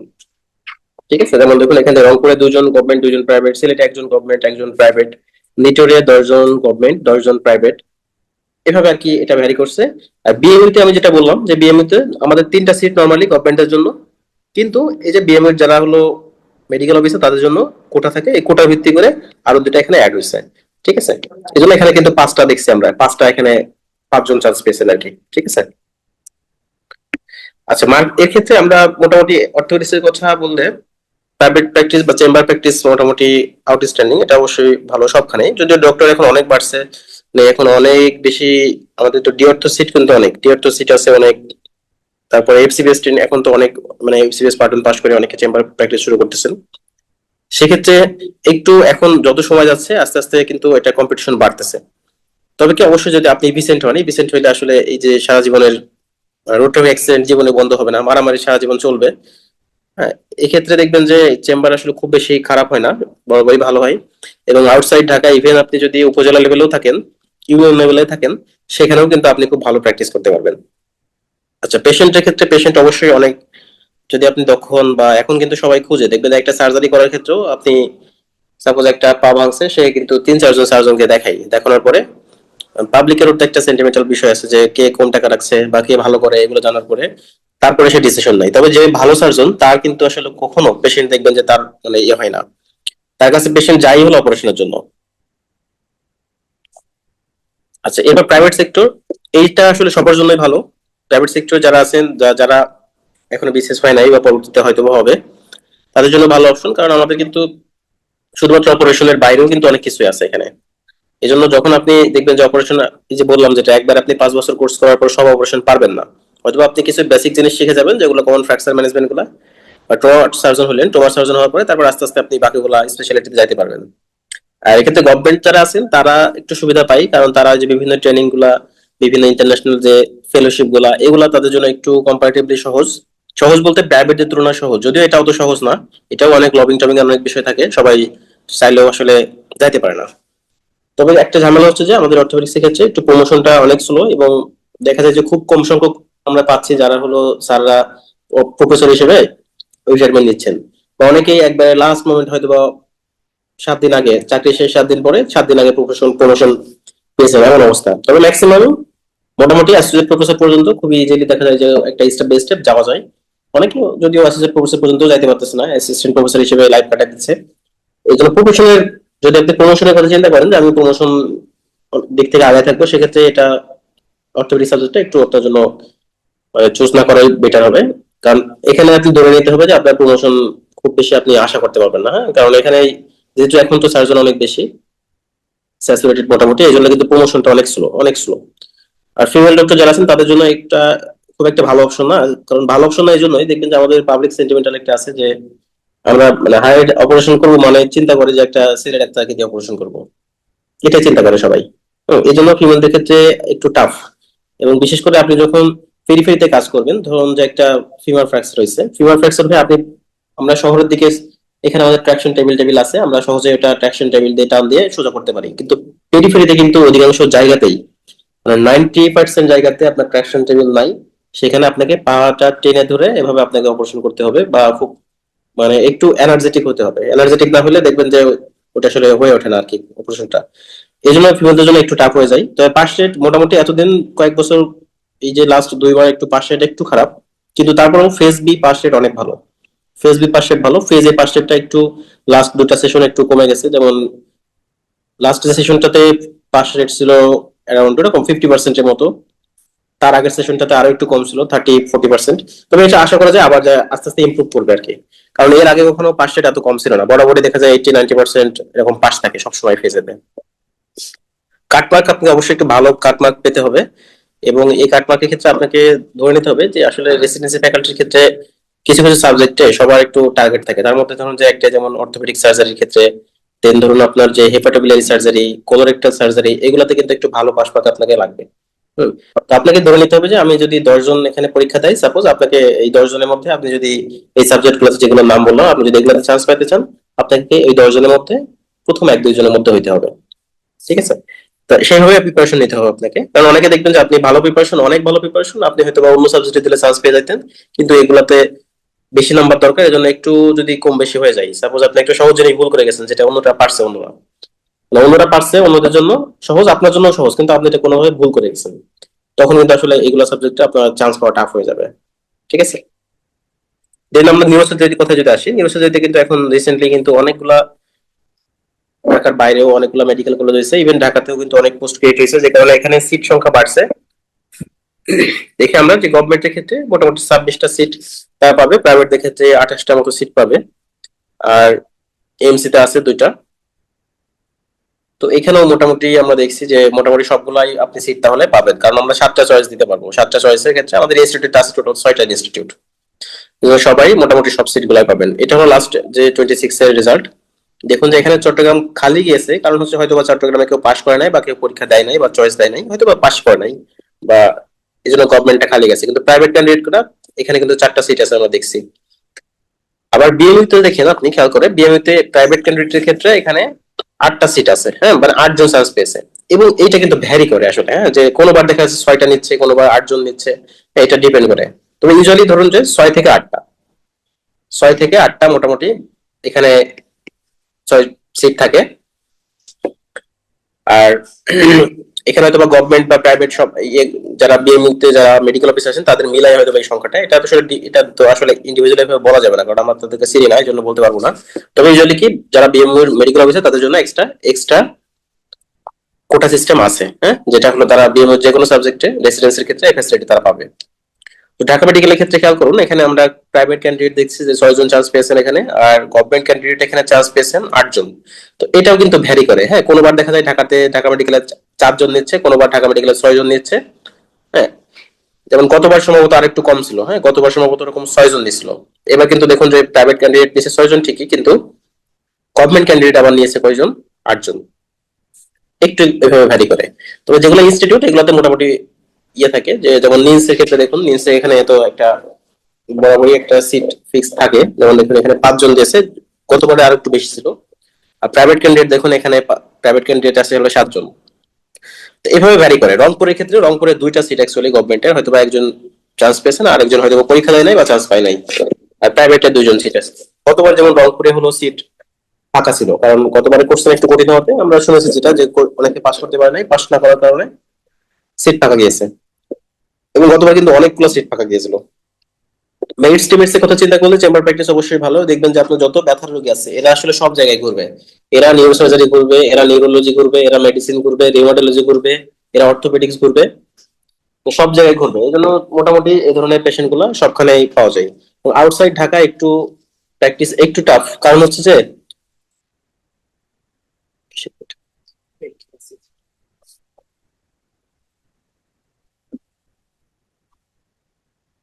আউটসাইড ঢাকা এই জন্য, কারণ ধরুন যে আপনি আউটসাইড ঢাকাতে আসলে যেগুলো নিউরোসার্জারি যে ওটি গুলা হয়, অধিকাংশ ওটির জন্যই আইসিইউ লাগে, যেগুলো বড় ওটি। কমন যেগুলো ওটি সেগুলো ওটি হয়তো বা আপনি একটা পেশেন্টের সাপোজ স্কাল হেমাটোমা হয়েছে, আপনি ওটা ঠিক করতেছেন, বা একটা পেশেন্টের স্কাল ল্যাসারেশন হয়েছে, ছোটখাটো যে ওটি গুলা ওগুলো হয়তো আপনি ইয়ে বাদই করতে পারবেন। কিন্তু একটা ব্রেন টিউমার বা একটা স্ট্রোকের পেশেন্ট, হ্যাঁ, হেমোরেজিক স্ট্রোক হয়েছে, আপনি বারহোল করলেন বা ক্যারেটমি করলেন, এগুলা পেশেন্ট কিন্তু সবসময় যেখানে আইসিইউ সাপোর্ট আছে ওইখানেই ওটি করতে হবে। কারণ এটা ধরে রাখেন যদি খারাপ হয় আপনাকে আইসিইউতে পাঠানোই লাগবে। এটা কিন্তু একটা ইন্ডিকেশন। এই জন্য এই ধরনের যারা ঢাকার বাইরে মানে একেবারে সেটেল হওয়ার ইচ্ছা, তাদের ক্ষেত্রে নিউরোসার্জারি কিন্তু খুব একটা ভালো অপশন না। হুম। কারণ হচ্ছে যে আপনি যদি মনে করেন আমি একবার ঢাকা ভাই ব্যাকই করবো না, আমি থাকবো উপজেলাতে, তাহলে আপনার জন্য নিউরোসার্জারি ভালো অপশন না। কারণ আপনি উপজেলা থেকে আপনি একটা ওটি ফ্যাসিলিটি পাবেন না, হ্যাঁ, যে আপনি একটা পেশেন্ট ওটি করবো, ওই পেশেন্টের কোনো ফ্যাসিলিটি কিন্তু আপনি পাবেন না। হয়তো বা আপনার যে হাইয়েস্ট ওটি করলে আপনি পিএলএডি ওটি গুলা করতে পারেন, বা ফিক্সেশনের যে ওটি গুলা এগুলা করতে পারেন। এগুলা নিয়ে তো আবার কামড়া করবে। দেখে তো অর্থোপেডিক্স স্পাইন সার্জারি যারা আছে, নিউরোসার্জারি যারা আছে, সবাই কিন্তু এখন পিএলএডি করতেছে। সো উপজেলায় থাকতে গেলে আপনার জন্য নিউরোসার্জারি ভালো অপশন না। প্রাইভেট সেক্টরের ক্ষেত্রে এখানেও একই কথা, সার্জারি ফ্যাকাল্টির একটা যে সাবজেক্টের মধ্যে নিউরোসার্জারি আপনাকে প্রাইভেট সেক্টরের জন্য একটু টাফ যদি ভালো লিঙ্ক আপ না থাকে। কারণ দেখবেন যে পাশ করার পরে আপনি ওই কমন হয়তো বা পিএলআইডি ওটিটা ভালো মতো শিখবেন, বাকি কোনো ওটি আপনি ভালো মতো শিখবেন না এমএস পাশ করার পরে। এই জন্য আপনাকে ভালো মানে ভালো মতো শিখতে গেলে কিন্তু কোনো একটা স্যারের আন্ডারে বা কারো কোনো সিনিয়রের আন্ডারে থেকে তার সুপারভিশনে আরো কিছুদিন কাজ করতে হবে। আরো 2-3 বছর কাজ করলে হয়তো বা তখন আপনার একটা এফিসিয়েন্সি চলে আসবে। ঠিক আছে। তো এই জন্য একটু প্রাইভেট ক্যান্ডিডেটের জন্য একটু একটু ড্রব্যাক এটা। আর গভর্নমেন্ট সেক্টরের জন্য অবশ্যই বেটার, আপনি পাশ করার পর তো যে কোনো একটা গভর্নমেন্ট হসপিটালে কাজ করার পর আস্তে আস্তে এফিসিয়েন্সি চলে আসবে আপনার। আচ্ছা, প্রমোশন খুবই ভালো প্রমোশন, কারণ আমরা বললাম যে নতুন যে মেডিকেল কলেজগুলো হয়েছে অনেকগুলোতে ইউনিভার্সিটি ব্রাঞ্চ করতেছে, নতুন নতুন ওখানে পোস্ট ক্রিয়েট করতেছে। এই জন্য কিন্তু প্রমোশন খুবই ভালো, খুবই ভালো প্রমোশন। ফিমেলদের ক্ষেত্রে এটা খুবই ভালো অপশন, একটা ভালো অপশন। কিন্তু এখানে যেহেতু দেখবেন যে অধিকাংশ ওটি গুলা লং টাইম ধরে ওটি করতে হয়, বা সাপোজ একটা ব্রেইন হেমাটোমার পেশেন্ট বা ব্রেইন টিউমারের পেশেন্ট, এখন তো অনেকগুলো ব্রাঞ্চ বিভিন্ন সাব ব্রাঞ্চ বাড়ছে, এন্ডোস্কোপিক সার্জারি করতেছে, মাইক্রোস্কোপিক সার্জারি করতেছে। এই জন্য লং ডিউরেশন অপারেশন করা লাগে। এবং অধিকাংশ অপারেশন আবার দেখা যাচ্ছে যদি আপনি ইমার্জেন্সি সাপোজ ডিএমসি ক্যাজুয়ালিটিতে কাজ করেন বা ডিএমসি তে আপনার ডিউটি থাকে, দেখবেন যে এমন হতে পারে আপনি মানে 2 দিন হয়তো বা টানা ডিউটি, আপনার বাসায় যাওয়ার সুযোগ নাই, বা বিভিন্ন ক্যাজুয়ালিটি যখন তৈরি হবে সেক্ষেত্রে কিন্তু এরকম একটা সিচুয়েশন তৈরি হয়। এই জন্য মানে আপনি যদি নিউরো সার্জারিতে যাইতে চান, ফিমেল ডক্টর যারা আছেন, আপনাকে মাথায় রাখতে হবে ফ্যামিলির সময় আপনি দিতে পারবেন না। ফ্যামিলির সময় দিতে গেলে দেখবেন যে তখন এইদিকে পিছিয়ে যাবেন, বা এদিকে আপনার জন্য টাফ হবে। আপনাকে দেখবেন আপনার কলিগ যারা আছে বা তারা একটু ঝামেলা করতেছে। স্বাভাবিক এটা যে তারা অনেক কাজ করতেছে, আপনি হয়তো বা ব্যস্ততা বা যে কোনো কারণে সময় দিতে পারতেছেন না। এই জন্য ফ্যামিলি যাদের প্রতি মানে একটু মনে হবে যে না, আমি ফ্যামিলিকে ওভাবে সাপোর্ট দেওয়ার মতো আমার বাসায় অ্যাভেলেবল লোকজন আছে, বা সেক্ষেত্রে আপনি একটু চুজ করতে পারেন নিউরো সার্জারি। মানে এখন কিন্তু recently female neuro surgery, female অনেক ডক্টর কিন্তু নিউরো সার্জারিতে যাচ্ছেন। হ্যাঁ, আপনি লাস্ট যে সেশনটা তো দেখবেন যে অনেকে গিয়েছেন, এবং এটা কিন্তু ভালো করতেছে, যারা যাচ্ছে নিউরো সার্জারিতে ভালো করতেছে তারা। পাস রেট মোটামুটি ভালো, ভালো পাস রেট। ফেজ বি দুটাতে পাস রেট মোটামুটি ভালো পাস রেট। কাটমার্ক কিন্তু তুলনামূলক দেখবেন যে নিউরো সার্জারিতে কাটমার্ক কিন্তু খুব বেশি লাগে না। দেখবেন যে এভারেজ যে সাবজেক্ট গুলা এই লেভেলে আপনি মোটামুটি কাটমার্ক পাইলে আপনি ইনশাল্লাহ পাস করে যাবেন। তবে ঢাকার মধ্যে থাকতে গেলে আপনাকে একটু ভালো মার্ক পাইতে হবে। সেটা হলো ধরুন যে অ্যাভারেজ কোশ্চেন হলে 150 প্লাস কোশ্চেন মানে নাম্বার আপনাকে পাইতে হবে। অ্যাকচুয়ালি যদি অ্যাভারেজ একটা কোশ্চেন হয় 150 প্লাস পাইলে যে কোনো সাবজেক্টে আসলে চান্স পাওয়া সম্ভব। হ্যাঁ, মোটামুটি একটা ইয়ে হইলে হয়তো বা ঢাকার বাইরে হবে, কিন্তু 150 প্লাস নাম্বার থাকলে দেখবেন যে কোনো একটা সাবজেক্টে ঢাকার বাইরে হোক বা যেখানে হোক চান্স হয়ে যায় আলটিমেটলি। আচ্ছা, এটা লাস্ট সেশনটা রেজাল্ট অ্যাড করা হয় নাই, যাই হোক। আচ্ছা, এটা তো নিউরো সার্জারি। হ্যাঁ, এটা আমরা দেখছি নিউরো সার্জারি। তো এখানে সিবিটিএস এর ক্ষেত্রে আমরা দেখি যে কার্ডিওভাস্কুলার এবং থোরাসিক সার্জারি। সিবিটিএস এ মোটামুটি অনেকগুলো সিট আছে। দেখুন যে গভর্নমেন্ট ক্যান্ডিডেটদের ক্ষেত্রে 28টা সিট, এবং প্রাইভেটদের ক্ষেত্রে একটু বেশি সিট, সেটা হলো 27টা। কারণ হচ্ছে যে এখানে এএমসি যারা আছেন তারা 2টা সিট পাবেন, প্রাইভেট ক্যান্ডিডেটদের জন্য 2টা সিট ওখানে আছে। আরেকটা হলো যে ন্যাশনাল হার্ট ফাউন্ডেশনও কিন্তু ওটা কিন্তু একটা প্রাইভেট ইনস্টিটিউট হিসেবে গণ্য। হ্যাঁ, এবং এই জন্য অনেকেই আমরা দেখছি যে লাস্ট কয়েক বছর আগে যারা হলো ন্যাশনাল হার্ট ফাউন্ডেশনে চয়েস দিছিলেন, কিন্তু এখন বিসিএস হয়েছে, বিসিএস হওয়ার পরে অনেকে চাকরি ছেড়ে দিচ্ছেন বা অনেকে কোর্স ছেড়ে দিচ্ছেন। কারণটা হচ্ছে যে আপনার ওই প্রাইভেট ইনস্টিটিউট গুলোতে আসলে গভর্নমেন্ট ক্যান্ডিডেটদের কিন্তু মানে সহজে ডেপুটেশন দেয় না। যদিও 2-3 বছর আগে একবার তারা কিন্তু খুব কষ্ট করে ডেপুটেশন ম্যানেজ করছিল, তাও অনেক দেরি হয়েছিল, প্রায় বছরখানেক ডিলে হয়েছিল তাদের জয়েন করতে। যখন এই জায়গাগুলোতে আসলে এই ইয়ার সিট আছে, কার্ডিওভাস্কুলার এবং থোরাসিক সার্জারির সিট আছে। তবে এক্ষেত্রে আপনি যদি বলেন যে সবচেয়ে ভালো কোনটা, হ্যাঁ, এখানে এই ধরনের এগুলাতে যেমন দেখুন যে এখানে আমাদের ন্যাশনাল হার্ট ফাউন্ডেশনে কিন্তু অনেক কাজ হয়। হ্যাঁ, ন্যাশনাল ইভেন যে এনআইসিবির চেয়ে ন্যাশনাল হার্ট ফাউন্ডেশনে অনেক বেশি ওটি হয় হলো এই কার্ডিওভাস্কুলার সার্জারিতে বা থোরাসিক সার্জারির জন্য। আর্মফোর্স এটা একটা ভালো, এখানে কিন্তু দেখবেন যে বেশ কিছু কার্ডিয়াক সার্জারি, বড় বড় কমপ্লিকেটেড কেস কিন্তু আর্মফোর্সে হচ্ছে। সেই তুলনায় ডিএমইউ তে কিন্তু খুব বেশি কেস হয় না। এনআইসিবিটি তো হয়, এনআইসিবিটি দেখা যায় যে ওরা শান্ট টান্ট এগুলো বেশি করে, গ্রাফট ট্রাফট এগুলো বেশি করে, মানে কার্ডিয়াক সার্জারি খুব কমই করে ওখানে, কম হয়। হ্যাঁ, আর ঢাকার বাইরে গুলা যেমন ইব্রাহিম প্রাইভেট গুলোতে তো অনেক কাজ হয়। তো সবচেয়ে ভালো হলো ন্যাশনাল হার্ট ফাউন্ডেশন, এখানে কিন্তু সবচেয়ে বেশি কাজ হয়। আর অ্যাকচুয়ালি যে কার্ডিওভাস্কুলার সার্জারি গুলো, এগুলো আসলে যারা হলো ফ্যামিলি ব্যাকআপ ভালো আছে তাদেরই যাওয়া উচিত। হ্যাঁ, কারণ হচ্ছে যে দেখুন আপনি 5 বছর কোর্স কন্টিনিউ করার পরে দেখবেন যে শুধুমাত্র হয়তো বা টুকটাক গ্রাফ টাপ শিখছেন। হ্যাঁ, কিন্তু বড় কিন্তু হার্টের সার্জারি আপনার কাছে কোনো মানে পেশেন্ট স্বাভাবিকভাবেই তারা কিন্তু সবাই চায় কি একজন সিনিয়রকে দিয়ে ওটি করাইতে, তারা চায় সিনিয়রকে ডিউটি করাইতে, যে বুড়া হয়ে গেছে হ্যাঁ তাদের দিয়ে ওটি করাইতে। এই জন্য আপনার হয়তো বা একটা লং টাইম অ্যাসিস্ট করতে করতে যাবে, বা লং টাইম আপনার কিন্তু মানে মেইন সার্জন হিসেবে কাজ করতে একটু টাইম লাগবে। ঠিক আছে, তো এটা মাথায় রেখে আপনাকে কাজ করতে হবে। আর এগুলা এই কার্ডিয়াক ওটি গুলা প্রাইভেট হসপিটাল গুলোতেই বেশি হয়। যেমন সবচেয়ে ভালো ওটি হয় হলো ইউনাইটেড হসপিটালে। এজন্য অনেকে কিন্তু যারা হলো গভর্নমেন্ট জবে ছিলেন, পরবর্তীতে পাস টাস করে গেছে, পাস করার পরে চাকরি ছেড়ে দিয়ে এখন ইউনাইটেডে জব করতেছে, স্যারদের সাথে আছে বা তারা ওখানে কনসালটেন্ট হিসেবে আছে। এই জন্য যাদের ফ্যামিলি ব্যাকআপ ভালো তারাই এটা চিন্তা করবেন। বাকিরা আসলে চিন্তা করলে তখন আপনি শুধু থোরাসিক সার্জারি যান অথবা শুধুমাত্র ভাস্কুলার সার্জারিতে যান। মানে এই যে cardio vascular and thoracic surgery, এইটাই কিন্তু 3টা ভাগ হয়েছে এখন: cardiac surgery, vascular surgery, thoracic surgery. মানে আপনি পাস করবেন, পাস করার পরে আপনাকে ডিসাইড করতে হবে আমি এখন থোরাসিকে যাব নাকি কার্ডিয়াকে যাব নাকি ভাস্কুলারে যাব। ঠিক আছে, তো দেখুন এই যখন গভর্নমেন্ট ক্যান্ডিডেট একেবারে পুরাই ফাঁকা গেছে, হ্যাঁ, কেউ হয়তো বা পাস করে নাই বা চান্স পায় না কিছু একটা। আর প্রাইভেট ক্যান্ডিডেট মোটামুটি প্রাইভেট সিট গুলো ইউজুয়ালি ফিল আপ হয়ে যায়। গভর্নমেন্টে দেখা যায় সংখ্যা কম থাকে অনেক সময়, প্লাস হলো যখন একটা বড় বিসিএস আসবে, যেমন এই যে একটা বিসিএস জয়েন করলো 48 বিসিএস, এরা যখন 2 বছর পরে পরীক্ষা দেবেন তখন হয়তো বা একটা মোটামুটি সিট টিট সবখানে ফিল আপ থাকবে। তাছাড়া বাকি সময়গুলোতে দেখা যায় অনেক সিট ফাঁকা যায়, অনেক সিট। তো অনেকেই পাস করতে পারে না, আবার অনেকেই হয়তো বা ওখানে চয়েস দিচ্ছে না। তাহলে ন্যাশনাল হার্ট ফাউন্ডেশন এটা কিন্তু প্রাইভেট, হ্যাঁ, এটা কিন্তু প্রাইভেট, গভর্নমেন্টরা এখানে চয়েস না দেয় বেটার হবে। এই যে ইব্রাহিম কার্ডিয়াক, এটাও প্রাইভেট, আনফোর্স এটা প্রাইভেটটা দিতে পারবেন, অন্যরা দেওয়ার দরকার নাই। আর এনআইসিবিডি এটা তো সবার জন্য, গভর্নমেন্ট প্রাইভেট এটা সবাই এখানে চয়েস দিতে পারবেন। আচ্ছা, চেম্বার প্র্যাকটিস কিন্তু এটা খুব বেশি ইয়ে না, কারণ দেখবেন অধিকাংশ রেফারেল কেস গুলাই আপনার কাছে আসবে। আর চেম্বার প্র্যাকটিস আপনার কাছে এটাও যাবে, যারা হলো জুনিয়র সার্জন আছে তাদের কাছে হয়তো রেফারেল কেস গুলাই যাবে, যে একটা ভাস্কুলার সার্জারি কোনটা কেস করা লাগবে, বিশেষ করে অর্থোপেডিক্স এর একটা কেস করতে করতে যদি মনে হয় যে না এটা ভেসেল ইনজুরি হয়েছে, তখন হয়তো আপনাকে ভাস্কুলার সার্জন হিসেবে আপনার কাছে রেফার করবে যে ওটা ভেসেলটাকে রিপেয়ার করার জন্য। তাছাড়া কিন্তু সরাসরি অধিকাংশ পেশেন্ট জানেই না যে ভাস্কুলার সার্জারি বা কার্ডিয়াক সার্জারি আলাদা আলাদা ডাক্তার আছে, হ্যাঁ, তারা জানেই না অনেকেই। আচ্ছা, পেশেন্ট মোটামুটি যা রেফারেল কেস গুলো বেশি থাকবে, এখানে ওটি গুলা অনেক ব্যয়বহুল ওটি, তো দেখা যায় যে মোটামুটি পেশেন্ট কম থাকলেও আপনার একটা ফিনান্সিয়ালি আসলে ওটা ব্যাকআপ হয়ে যায়, হ্যাঁ। আর প্রাইভেট সেক্টরে অবশ্যই এটা প্রাইভেট সেক্টরের জন্য এটা খুব ভালো অপশন, হ্যাঁ। এই একটা মাত্র সাবজেক্ট যেটা প্রাইভেট সেক্টরদের জন্য বেটার একটা অপশন, হ্যাঁ।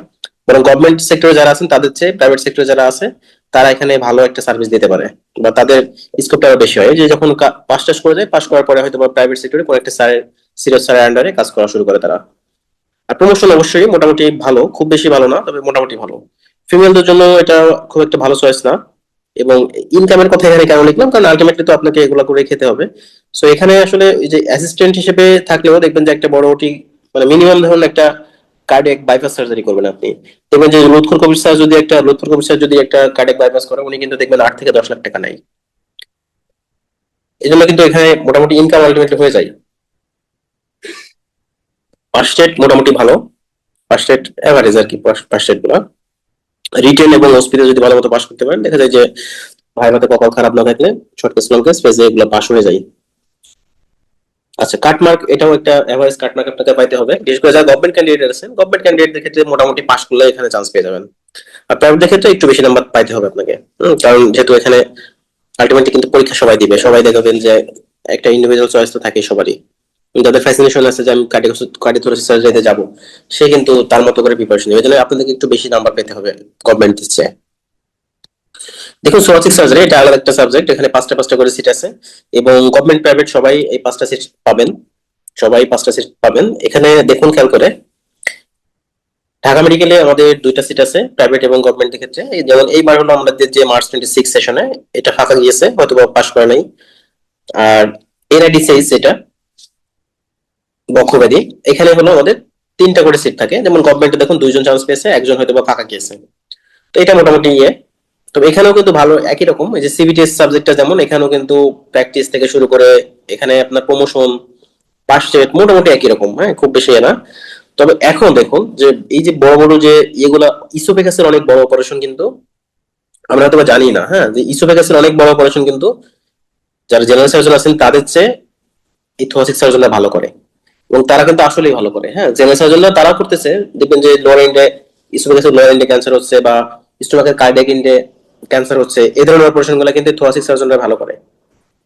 ডায়াফ্রাম রিলেটেড যে প্রবলেম, চেস্ট ওয়াল রিলেটেড প্রবলেম, হ্যাঁ, এগুলো কিন্তু তারা অবশ্যই ভালো করে।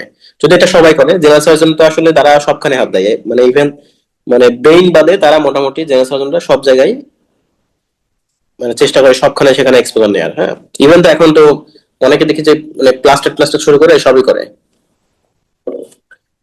সো এক্ষেত্রে আপনি যারা থ্রোসিস সার্জারিতে যাবেন তাদের ক্ষেত্রে কিন্তু কেস স্পেশাল, আপনার কাছে আসলে আপনার কেসগুলো অন্য কেউ হাত দিবে না ইউজুয়ালি। দেখবেন যে অন্য এইগুলো কমপ্লিকেটেড কেস অন্য কেউ আসলে হাত দিবে না, কেস সিলেক্টিভ, কিন্তু কেস সংখ্যা কম থাকবে। ভাস্কুলার সার্জারি এটাও সেম, বরং ওই যে আমরা থোরাসিক সার্জারির কথা বললাম তার চেয়ে বরং ভাস্কুলার সার্জারি চেম্বার প্র্যাকটিস ভালো। কারণ এই যে বিভিন্ন ধরনের ফিস্টুলা গুলো আছে, ফিস্টুলা টিস্টুলা গুলো থেকে শুরু করে এখন তো ডায়ালিসিস ওরও হচ্ছে, এগুলো কিন্তু ভাস্কুলার সার্জনদের কাছে রেফার করা হয়। আর একটা অ্যাক্সিডেন্ট হলে কিন্তু হার্ডি ইনজুরি হলে সেখানে ভেসেল টেসেল একটা ইনজুরি হওয়ার সম্ভাবনা থাকে, এবং এক্ষেত্রে কিন্তু ভাস্কুলার সার্জনকে রেফার করা হয়, হ্যাঁ। এজন্য এটা কিন্তু ভালো অপশন, এটা প্রমোশনও ভালো। এবং আমাদের সিট আছে টোটাল কিন্তু 5টা সিট আছে, গভর্নমেন্ট প্রাইভেটদের সবার জন্যই 5টা করে সিট আছে।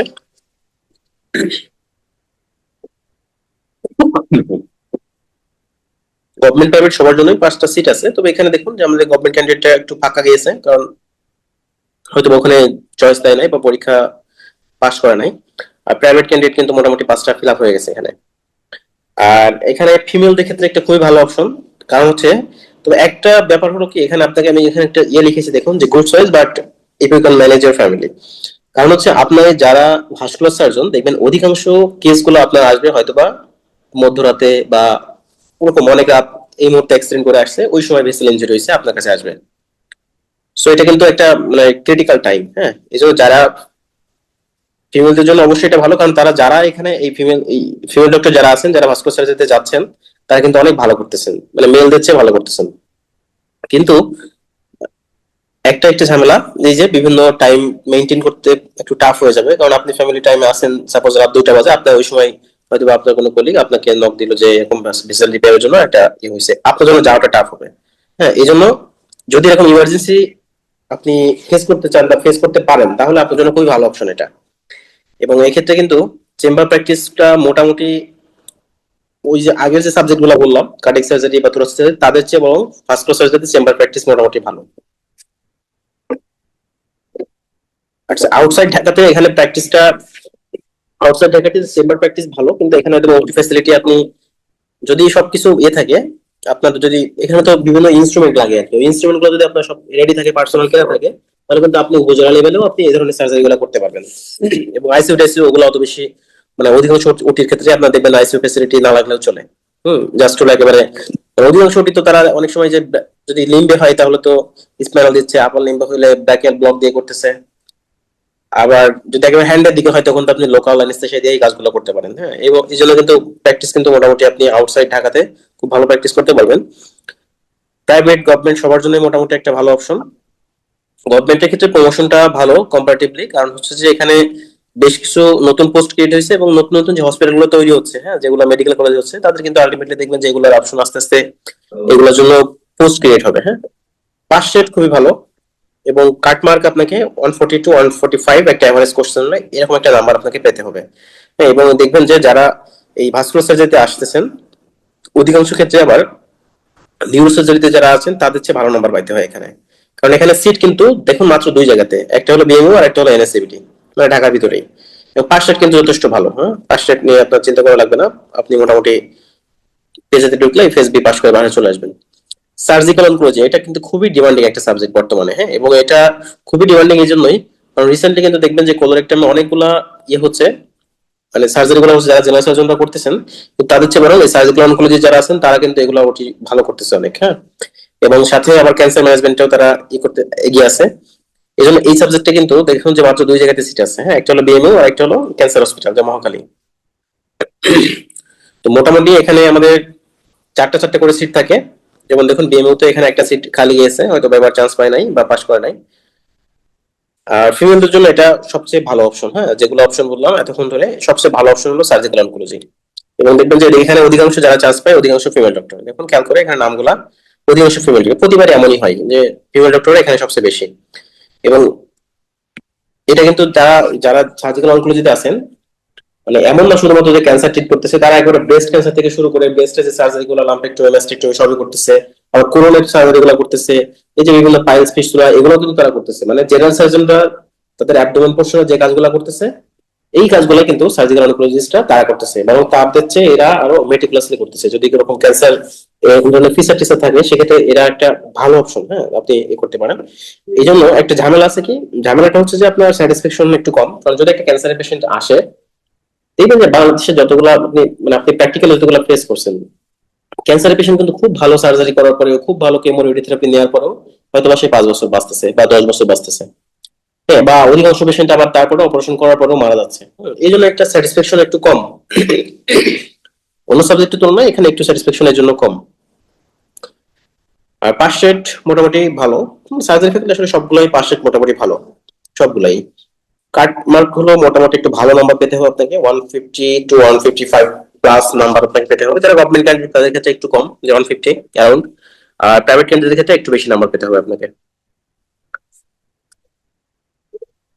আচ্ছা, রেডিওলজি ইমেজিং কিন্তু খুবই ডিমান্ডিং সাবজেক্ট, এবং একটা খুবই, মানে বর্তমানে দেখবেন যে যেগুলো হাইস্ট প্রিপারেশনের কথা যেগুলো বললাম আমরা একটু আগে, যে বললাম যে অর্থোপেডিক্স, কলোরেক্টাল, হেপাটোবিলিয়ারি, রেডিওলজি কিন্তু সেম টাইপের। হ্যাঁ, এখানে কিন্তু খুব ভালো প্রিপারেশন না হলে আপনার কিন্তু চান্স পাওয়াটা মুশকিল হবে। দেখুন খেয়াল করে এখানে আমাদের কতগুলো সিট আছে। তো রেডিওলজি ক্ষেত্রে যদি সাবজেক্ট আপনি যদি চয়েস করতেছেন যে কোন ইনস্টিটিউট দিব, সবচেয়ে ভালো অপশন হলো বিএমইউ। হ্যাঁ, এই জায়গাতে যতগুলো আপনার সার্জারি ফ্যাকাল্টির আজকে আলোচনা করব, এই ফ্যাকাল্টি গুলোর মধ্যে একমাত্র রেডিওলজি এন্ড ইমেজিং যেটা বিএমইউ বেস্ট। হ্যাঁ, তারপর আপনি চিন্তা করেন ঢাকা মেডিকেল, এরপর আপনি ঢাকার বাইরে চিন্তা করতে পারেন। কিন্তু সবচেয়ে ভালো ফার্স্ট যদি আপনি চয়েস দিতে চান সেটা দিবেন বিএমইউ তে। কারণ এখানে যে পরিমাণ আপনি মানে একটা একাডেমিক এনভায়রনমেন্ট পাবেন, অন্য কোনো জায়গায় এই এনভায়রনমেন্টটা পাবেন না। আচ্ছা, এরপরে বারডেমে কিন্তু এখানে সিট আছে। দেখুন যে বারডেমের সিটটা যারা গভর্নমেন্ট তারা অ্যাভয়েড করার চেষ্টা করবেন। বাকি যেগুলো আছে যে একেবারে ময়মনসিংহ থেকে শুরু করে রাজশাহী, সিলেট, সবগুলো আপনারা চয়েস দিতে পারবেন। ইভেন দেখুন যে বার্ন প্লাস্টিক যে surgery, national institute of burn plastic, এখানেও কিন্তু সিট আছে গভর্নমেন্ট এবং প্রাইভেট সবার জন্যই। আর রেডিওলজির ক্ষেত্রে আপনাকে অবশ্যই ভালো মার্ক পেতে হবে, আমরা বললাম শুরুতেই। চেম্বার প্র্যাকটিস কিন্তু খুবই ভালো, খুবই এক্সেলেন্ট। আপনি যদি মনে করেন যে আমি কোনো ধরনের ইমার্জেন্সি সিচুয়েশন ফেস করবো না, জাস্ট হলো একটা মানে স্মুথ একটা লাইফ লিড করতে চাই, সেক্ষেত্রে কিন্তু রেডিওলজি খুব ভালো একটা অপশন আপনার জন্য। হ্যাঁ, কারণ কারণ হচ্ছে যে এখানে কিন্তু আপনি জাস্ট হলো শুধুমাত্র যে মানে ইয়ে না যে ঢাকার বাইরে বা ঢাকার ভিতরে সবখানে আপনি খুব ভালো ফ্যাসিলিটি পাবেন। এবং ঢাকার বাইরে দেখবেন যে অধিকাংশ জায়গায় এমডি করা রেডিওলজিস্ট নাই, অধিকাংশ জায়গাতে। হয়তোবা জেলা শহরগুলোতে হয়তোবা দেখবেন যে খুঁজে একজন বা দুইজন আছে, তারপরেও নাই।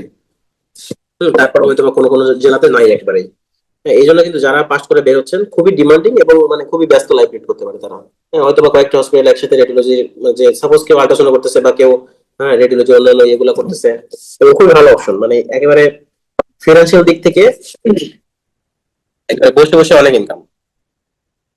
আচ্ছা, এরপরে আপনি তো বাইরে যেহেতু এটা মোটামুটি একটা পেশেন্ট, তো আপনি দেখার সুযোগ কম আপনার জন্য। প্রাইভেট গভর্নমেন্ট সবখানেই আপনার খুবই ভালো সুযোগ, প্রাইভেট গভর্নমেন্ট সবখানে এক্সেলেন্ট সুযোগ। মানে এটা চেম্বার প্র্যাকটিস বলতে আমি বোঝাইছি যেটা, যে আপনাদের মানে কোনখানে কাজ করার সুযোগ কেমন এটাই বোঝাইছি আর কি। তো দুইখানে ভালো সুযোগ, প্রমোশনও খুবই এক্সেলেন্ট প্রমোশন, ভালো খুবই। ফিল্ডের জন্য একটা বেস্ট চয়েস এটা। হ্যাঁ, খুবই ভালো চয়েস। আর স্যাটিসফ্যাকশন একটু পর, কারণ এই যে আমরা তো ডক্টর হয়েছি যে পেশেন্ট দেখার জন্য, এখানে তো আপনি ওইভাবে আসলে পেশেন্টের চেম্বার পেশেন্ট দেখবো বা এই ধরনের তো সুযোগ তো কম। এই জন্য একটু স্যাটিসফ্যাকশন অনেকের মনে হতে পারে যে না আমি তো একেবারে বিহাইন্ড স্ক্রিন চলে গেলাম। হ্যাঁ, এরকম মনে হতে পারে। তো যদি আপনার ওরকম মনে না হয় তাহলে আপনার জন্য একটা ভালো অপশন এটা, যে আমি একেবারে পিছনের পর্দার আড়ালে থেকেই অনেক ভালো করবো। আর এক্ষেত্রে পাস সেট কিন্তু ফেজ বির পাস সেট মোটামুটি ভালো, ফেজ এ একটু, ফেজ এ পাস সেটটা একটু খারাপ। হ্যাঁ, ফেজ এ পাস সেটটা একটু খারাপ, কিন্তু মোটামুটি ফেজ বি পাস কিন্তু ভালোই। এবং রেডিওলজি ছাড়া কেন জানি চাই যে মানে তারা মনে হয় যে চাই যে রেডিওলজিস্ট বেশি বের না হোক। হ্যাঁ, এরকম। আর তাছাড়া রেডিওলজি সাবজেক্টটা কিন্তু কঠিন। হ্যাঁ, এই জন্য কিন্তু পাস সেটটাও একটু কম হয়। কারণ কারণ হচ্ছে রেডিওলজিস্ট যারা যারা তাদের কিন্তু সবগুলা সাবজেক্টের নলেজ তাদের থাকা লাগতেছে। ইভেন মানে কি গাইনি থেকে শুরু করে মেডিসিন, সার্জারি, সব নলেজ তাদের থাকা লাগতেছে, সবই তাদের পড়া লাগতেছে। কারণ একটা ডিজিজ তো ডায়াগনোসিস করবেন, তো আপনি আপনি তো ফার্স্ট ডায়াগনোসিস করবেন। আপনি ডায়াগনোসিস করে যদি এটা বলেন যে অস্টিওসার্কোমা বা এটা একটু সাসপিশিয়াস ফর সামথিং এরকম ধরনের, তখন কিন্তু সেটা দেখেই আরেকজন ডক্টর যে আছে, সার্জন হোক বা মেডিসিন স্পেশালিস্ট হোক, তারা কিন্তু ডিসাইড করবে যে এখন কি করবো।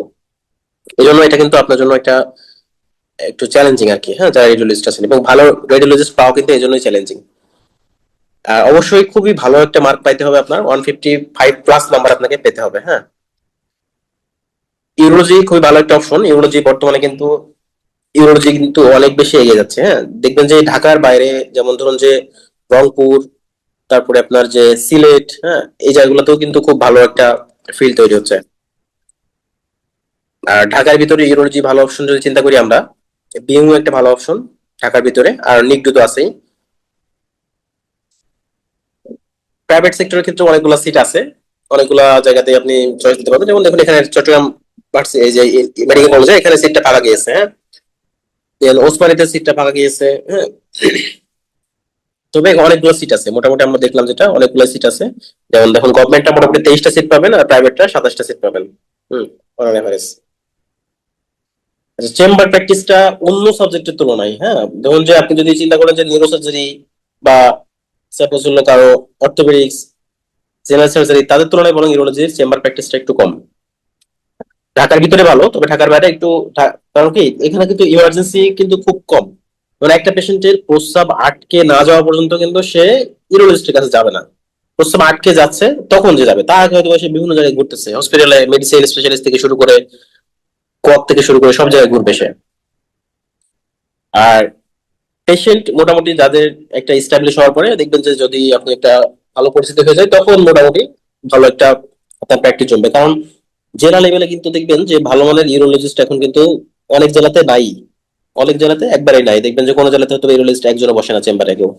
হ্যাঁ, এই জন্য মোটামুটি পেরিফেরির দিকেও কিন্তু পেশেন্ট মোটামুটি পাবেন হয়তো, বা কোনো কোনো, যেমন আমার জেলাতে কোথাও চিন্তা করলে আমার হয়তো বা দুইজন ইউরোলজিস্ট আছে ওখানে। দুইজনের মধ্যে একজন মোটামুটি পপুলার হয়ে গেছে, উনি অনেক দিন ধরে চেম্বার করতেছেন, আর একজন এখনো পর্যন্ত দেখা যায় যে পেশেন্ট সে খুব বেশি ভাবে ইয়ে করতে পারে নাই।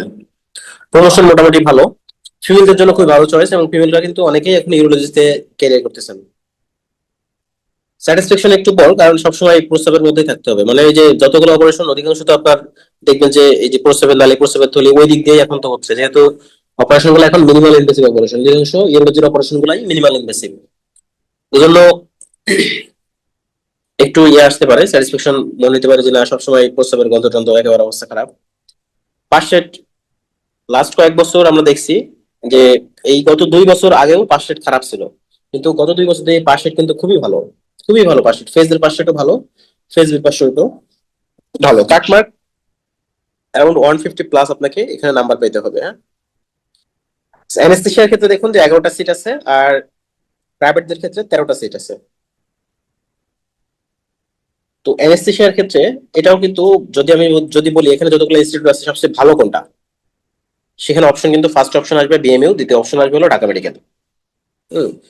ইভেন দেখুন যে ঢাকা মেডিকেলে যদি বলা যায় সবচেয়ে বেশি মানে বিজি লাইফ লিড করে কারা, তা একটা হলো অ্যানেস্থেশিয়োলজিস্ট আর একটা হলো নিউরোসার্জারি ডিপার্টমেন্ট, মানে সার্জারি ফ্যাকাল্টির মধ্যে নিউরোসার্জারি আর একটা হলো অ্যানেস্থেশিয়া। মানে 24 ঘন্টায় দেখা যায় এখানে নিউরোসার্জারি ওটি চলে, 24 ঘন্টায় অ্যানেস্থেশিয়োলজিস্ট তো লাগবেই সেখানে। হ্যাঁ। আচ্ছা, আর বিএমইউ তো অনেকগুলা, যেহেতু এখানে সার্জারি সকল ব্রাঞ্চ টাঞ্চ অনেক কিছু আছে, এই জন্য বিএমইউ তে কিন্তু মেশিন টেশিন গুলো থেকে শুরু করে সবকিছু আধুনিক। হ্যাঁ, এবং এটা কিন্তু খুবই ভালো একটা মানে শেখার একটা জায়গা। সোমাটিতে দেখুন যে গভর্নমেন্টে কেউ সিট পায়, চান্স পায় না হয়তো, বা সিট আমাকে কেউ চান্স পায় না বা পাস করে নাই। এগুলো সাবজেক্টে চেষ্টা করবেন ঢাকার মধ্যে থাকার, কারণ এগুলো কিন্তু ফেজে পাস করা কঠিন। ফেজে পাস করা কঠিনের জন্য, কারণ আপনাকে মেডিসিন পড়া লাগবে, আপনাকে সার্জারির পার্ট পড়া লাগবে, হ্যাঁ, ইভেন রেডিওলজির কিছু পার্ট আপনাকে পড়া লাগবে। এই জন্য ফেজে পাস করা কিন্তু কঠিন, এগুলোতে ফেজে পাস করা একটু কঠিন। আচ্ছা, এখন আসি আমরা যে এটার ইয়ে মেরিটস ডিমেরিটস। চেম্বার তুই যারা অ্যানেস্থেশিয়ালিস্ট তারা তো চেম্বার করে না, তবে রিসেন্টলি অনেকে চেম্বার করতেছে, যে পেইন মেডিসিন বা পেইন স্পেশালিস্ট হিসেবে অনেকে চেম্বার করতেছে ইদানিং। আর এখানে মোটামুটি প্রমোশন যথেষ্ট ভালো, প্রমোশন যথেষ্ট ভালো। ফিমেলদের ক্ষেত্রে এটা একটা খুবই ভালো একটা অপশন, ফিমেলদের ক্ষেত্রে খুবই ভালো অপশন।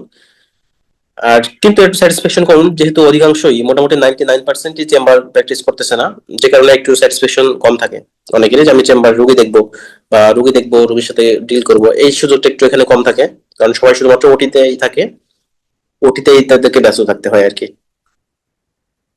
পার্সেট মোটামুটি ফেজ বি পার্সেট মোটামুটি ভালো, কিন্তু এই যে বললাম যে ফেজ এটা হঠাৎ করে আমরা হয়তো সার্জারি প্রিপারেশন নিয়ে চান্স পাচ্ছি, কিন্তু আমার ফেজে পরীক্ষা দিতে হচ্ছে, অধিকাংশ সেখানে হচ্ছে সার্জারি থাকতেছে, মেডিসিন থাকতেছে, বা ইভেন গাড়ি অনেক পার্টও থাকতেছে, এই জন্য একটু ফেজে পাস করাটা একটু টাফ।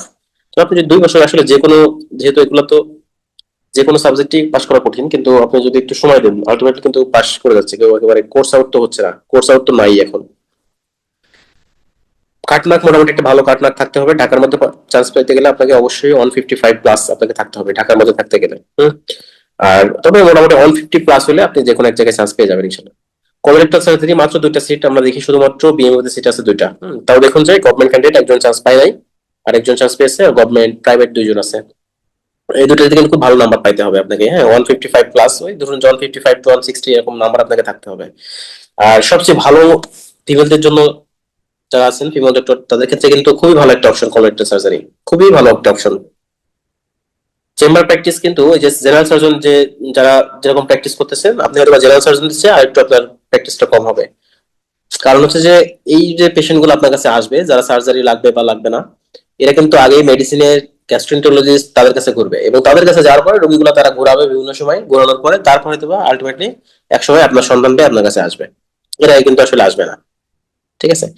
আর এখন তো দেখবেন যে করোনার অধিকাংশ অপারেশন কিন্তু জেনারেল সার্জনদের চেয়ে কোলোরেক্টাল সার্জনটা ভালো করতেছে। কোলারেক্টাল সার্জনরা জেনারেল সার্জনের চেয়ে অনেক ভালো করতেছে। হ্যাঁ, এগুলো আপনার একটা পরিচিত হয়ে গেলে দেখবেন যে আলটিমেটলি পেশেন্ট যখন চলে আসবে।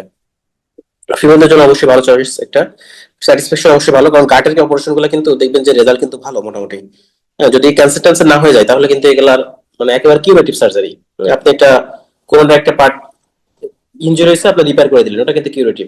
এই জন্য পেশেন্ট স্যাটিসফ্যাকশন কিন্তু ভালো, এবং পেশেন্ট স্যাটিসফ্যাকশন ভালো মানে আপনি আপনার নিজের স্যাটিসফ্যাকশনও ভালো হবে। পাস রেট খুবই ভালো, এক্সিলেন্ট। হ্যাঁ, ফেজেতে পাস রেট মোটামুটি 100% পাস।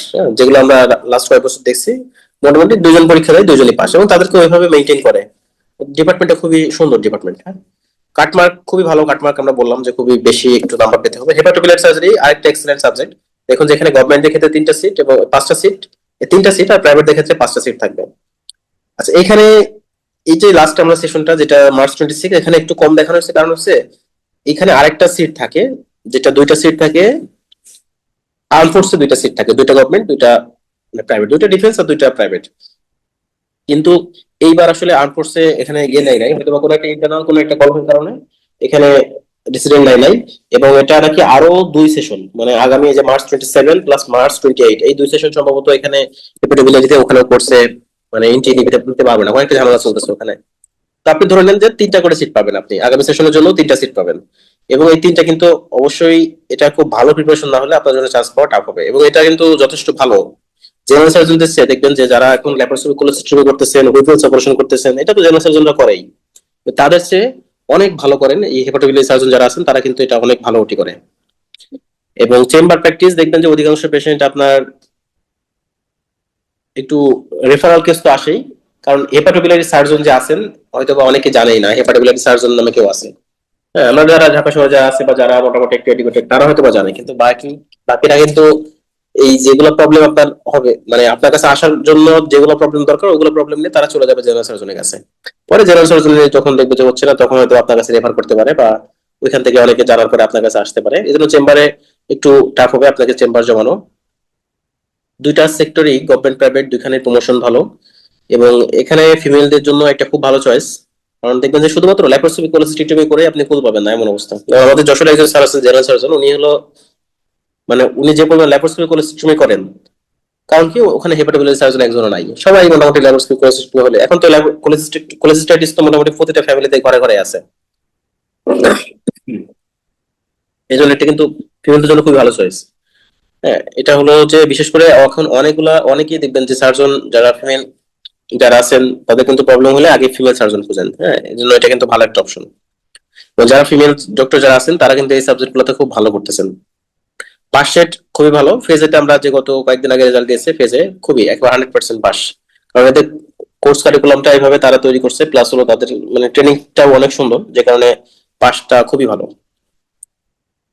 তবে কি কাটমার্ক কিন্তু একটু বেশি পেতে হবে। হ্যাঁ, 155 প্লাস একটা এভারেজ কোশ্চেন হলে মিনিমাম আপনাকে পেতে হবে, কারণ সিট যেহেতু মাত্র 3টা সিট, সো আপনাকে বুঝতে হবে যে এখানে কোন লেভেলের প্রিপারেশন আপনাকে নিতে হবে। প্লাস্টিক সার্জারি অনেকগুলো সিট, দেখুন যে প্রাইভেট গভর্নমেন্ট অনেকগুলো সিট আছে এখানে, ঢাকা মেডিকেল আছে আর হলো বার্ন প্লাস্টিক আছে। তো এখানে এটা আসলে গত সেশনের, হ্যাঁ, এই যে মার্চ 26 সেশনের, এর আগে কিন্তু আরো অন্যান্য জায়গাতে প্লাস্টিক সার্জারি সিট ছিল। তো এখানে দেখুন যে ঢাকা মেডিকেল হয়তো বা কেউ পাস করে নাই বা চান্স পায় নাই গভর্নমেন্ট সেক্টরের ক্ষেত্রে, আর প্রাইভেটরা এখানে এতগুলা ডক্টর যারা ছিলেন তারা চান্স পেয়েছেন। তো এটা যদি আমরা ইয়ে দেখি, মানে ফ্যাসিলিটি দেখি প্লাস্টিক সার্জারির ক্ষেত্রে, এখন কিন্তু অনেক ডাইভার্সন চলে এসেছে। হ্যাঁ, প্লাস্টিক সার্জারির ক্ষেত্রে অনেকে শুধুমাত্র অ্যাস্থেটিক সার্জারিতে চলে যাচ্ছেন, বা অনেকে শুধুমাত্র যে গ্রাফট ফ্লাপ এগুলাই করতেছেন। ইভেন কিন্তু এখন অ্যাম্পুটেশন করার জন্য যেগুলো ঢাকার ভিতরে বড় হসপিটাল গুলা অ্যাম্পুটেশন করার জন্য আমরা অর্থোপেডিক সার্জন অ্যাম্পুটেশন করতেছে, সাথে কিন্তু প্লাস্টিক সার্জন রাখতেছে। এবং দুজনের কম্বিনেশন করে কিন্তু এটা করতেছেন। এই জন্য এটা কিন্তু খুব ভালো অপশন। ইভেন যে আমরা যে গ্রাফট করতেছি বিভিন্ন, বা নার্ভ রিপেয়ার করতেছি, এটা অর্থোপেডিক সার্জন তারাও করতেছে। হ্যাঁ, আবার এই যে টেন্ডন রিপেয়ার তারা অর্থোপেডিক সার্জন তারাও করতেছে। কিন্তু তাদের সাথে সাথে কিন্তু আমরা প্লাস্টিক সার্জারি এখন রিসেন্টলি যেহেতু এটা একটা মোটামুটি সবার একটা পরিস্থিতি আসছে, এই জন্য অনেকেই কিন্তু সরাসরি একটা টেন্ডন রিপেয়ারের জন্য বা নার্ভ রিপেয়ারের জন্য সরাসরি যারা জানে, যারা এডুকেটেড পারসন, তারা কিন্তু সরাসরি চলে যাচ্ছে প্লাস্টিক সার্জনের কাছে। ঠিক আছে, তো এটা একটু আমাদের মাথায় রাখতে হবে যে খুবই ভালো একটা রাইজিং একটা সাবজেক্ট। এবং এটা পেরিফেরিতে এখন অনেকগুলো মেডিকেল কলেজ আছে যেগুলোতে আসলে প্রমোশনের জন্য খুব ভালো একটা অপশন। হ্যাঁ, প্রমোশন প্র্যাকটিসের জন্য ভালো। তো মোটামুটি যারা মোটামুটি এমএস পাস করে যাচ্ছেন প্লাস্টিক সার্জারির ক্ষেত্রে, একটা একটা স্টেবল একটা ইনকাম মোটামুটি চলে আসে।